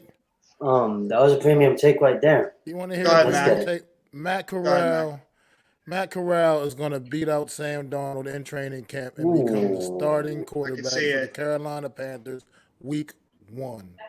I could definitely see it. That Definitely is my wanted to premium see that. take. Mac Sam is sucks. bringing And the fire tonight. Yeah, and I wanted to say too, also as we wrap this up, thanks for Adam for that awesome premium take he just gave. I do agree with him, and I don't even think like this is you said that at the very beginning as you were saying it, I was laughing because I don't even think Derrick Henry needs 15 carries to go off. You know, that's Derrick Henry. You know what I'm saying? And we don't know what we have on defense. Yes, on paper our defensive line looks good, but what if they don't? What if they don't play up to the expectations? Who do we have in the backfield? I'm not disrespecting our secondary, but one injury away from who's back there now. And that being said, like I do agree with him, but then also I do still stand at the Giants being third, just based on because of the fact that I have us winning 7 games, but I also have Washington winning. I have us winning 7 or 8 games. I've Washington winning around 6 to 8 games. So if I have those 2 teams tied up, I think those teams will definitely be I'm gonna jockeying have for my third team and fourth. above that team. That being said, Adam made absolutely amazing facts. Don't want to take away anything from that. Let's wrap it up here. You can find me at Zion Zenith. Thank you so much for joining the show. You guys go right ahead and plug your channels. And Mac, if you want to end us off. Well, you know, you can find me, MAC, Giants fan, Mac the Giants fan, man, right here on YouTube, Facebook, Twitter, you know what I mean, TikTok, wherever. Mac the Giants fan, MAC, Giants fan, man. You can catch me and Adam doing that NFC East roundup coming up when that season starts each and every Wednesday night. We're going to drop a couple off-season episodes in here for y'all until then. You got to plug. Wait, no, Mac. You got to plug the NFC East roundup the Mac way. We need the Come on, Mac Mac. way. Mac. You know how you do it, Mac. You know how you do Come it. on, man. Well, all right, you got to catch me and Adam each and every Wednesday night when the season starts on the real deal NFC East roundup. There we go. That's what I'm talking Catch about. that There we each and every Wednesday night when the season starts. Yes, And like I said, we have been sprinkling in some off-season additions. And then you also catch me along with the Horsemen each and every Sunday. Soon that's going to be changing soon. Fellas, it's going to be changing soon. It's not going to be able to be on Sundays for very much longer. Unfortunately, we're going to have to work that out amongst us. How you doing, Tuto? But, yeah, we'll be bringing this premium taste to you each and every week, regardless. absolutely. Whatever day it's going to be on. Absolutely. What's going on, Tudo? What's up, Tudo? Let's get it, Jeff. Well, first up, I want everybody in the chat from now on, every time the premium takes hit the stream, everybody throw up them fours for the 4 horsemen right here. The 4 horsemen of the YouTube Giants community right here. So throw up them fours before we do anything. You can catch me over at NYGJeffyT3285, where I'll be covering the New York Football Giants. I got a couple of off-season stuff coming away. I'm going to be doing a little bit of a breakdown of every single positional group for the New York Giants headed into training camp. I got some off-season stuff with the Brooklyn Nets. What's going to happen with Kyrie Irving, Kevin Durant, all that stuff. The New York Mets as they go into as they go through the second half of the season, if they're going to make any additions. WWE wrestling, you know something's always breaking, something crazy or out of the realm for that whole thing. So you can catch me over there. Catch me on Premium Takes every single Sunday with the boys right here. And just thank you very much, everybody in the chat. And thank you for being at the stream. We appreciate it so much. Throw up them fours, y'all. Adam, kick it away. I just want to say thanks to everyone in the chat for keeping it lit with us tonight and keeping the show going. That's, I think, why we extended it an extra half hour or so, because you guys were just feeling us. So, thank you for that. Hardcore Sports, thank you for letting us use your platform to kind of get everything out there and putting it on our channels. Thank you there. I am Adam Costas. You can catch me on YouTube, The Hurry Up. I do a Hurry Up, which is basically a rundown of certain news and topics in NFL, predominantly Giants, but mostly the NFL. And then I do a Hurry Up Live every, Thursday or Friday morning, depending on if I can get the time to do it. And I just go over whatever topic is bothering me that day for the NFL. And sometimes I get these great gentlemen with me who, Mac, who one of my great followers, he always doing something at work and he'll always be in the chat and engaging. So, Mac the Giant Fan, sum up to him. He will listen to your stuff. He will be in your conversations, and he will help you be where you are. Speaking of Mac the Giant Fan, he has invited me, as you heard, to the NFC East Roundup, coming to you every Wednesday. That show is going to be fire. We're going to be burning down YouTube right now. I'm just letting you know that right now. People, it's appointment YouTube watching for us. If you don't come in live, you'll come in after and watch the rerun, because guess what? It's going to be fire. So, with that being said, the other show you can catch me on is this lovely show, The Four Horsemen of YouTube. My four guys, the guys I ride with, the guys who ride with me, who have been with me since day one, who go through all our ups and downs when I call them in the middle of the afternoon with an idea. They don't hang up on me when they should, but I love these guys. So Premium Takes, these guys, they give it to you real. They sub up to them. They got great content, man. They do great things, and they're just great people. So thank you for being a part of the show. And Zion, close us out, baby. Yes, bless up all of you guys. Thank you guys so much for watching. And I actually wanted Mac to close us out because that voice is just amazing. So go right ahead, Mac. Mac, you know what to do. Oh, look, I'm just saying, look. Y'all put me on the spot with the closeout. But anyway, look, y'all can catch us again next week, man, here on Premium Takes, man. It's me and the Horseman, Zion Zenith, NYGJeffyT3285, Adam Costas, and myself, Mac the Giants fan. It's the Horseman, and we about to ride up out of here. Throw them fours up one more time for the Horseman. Premium Takes, baby. We up out of here. Pass.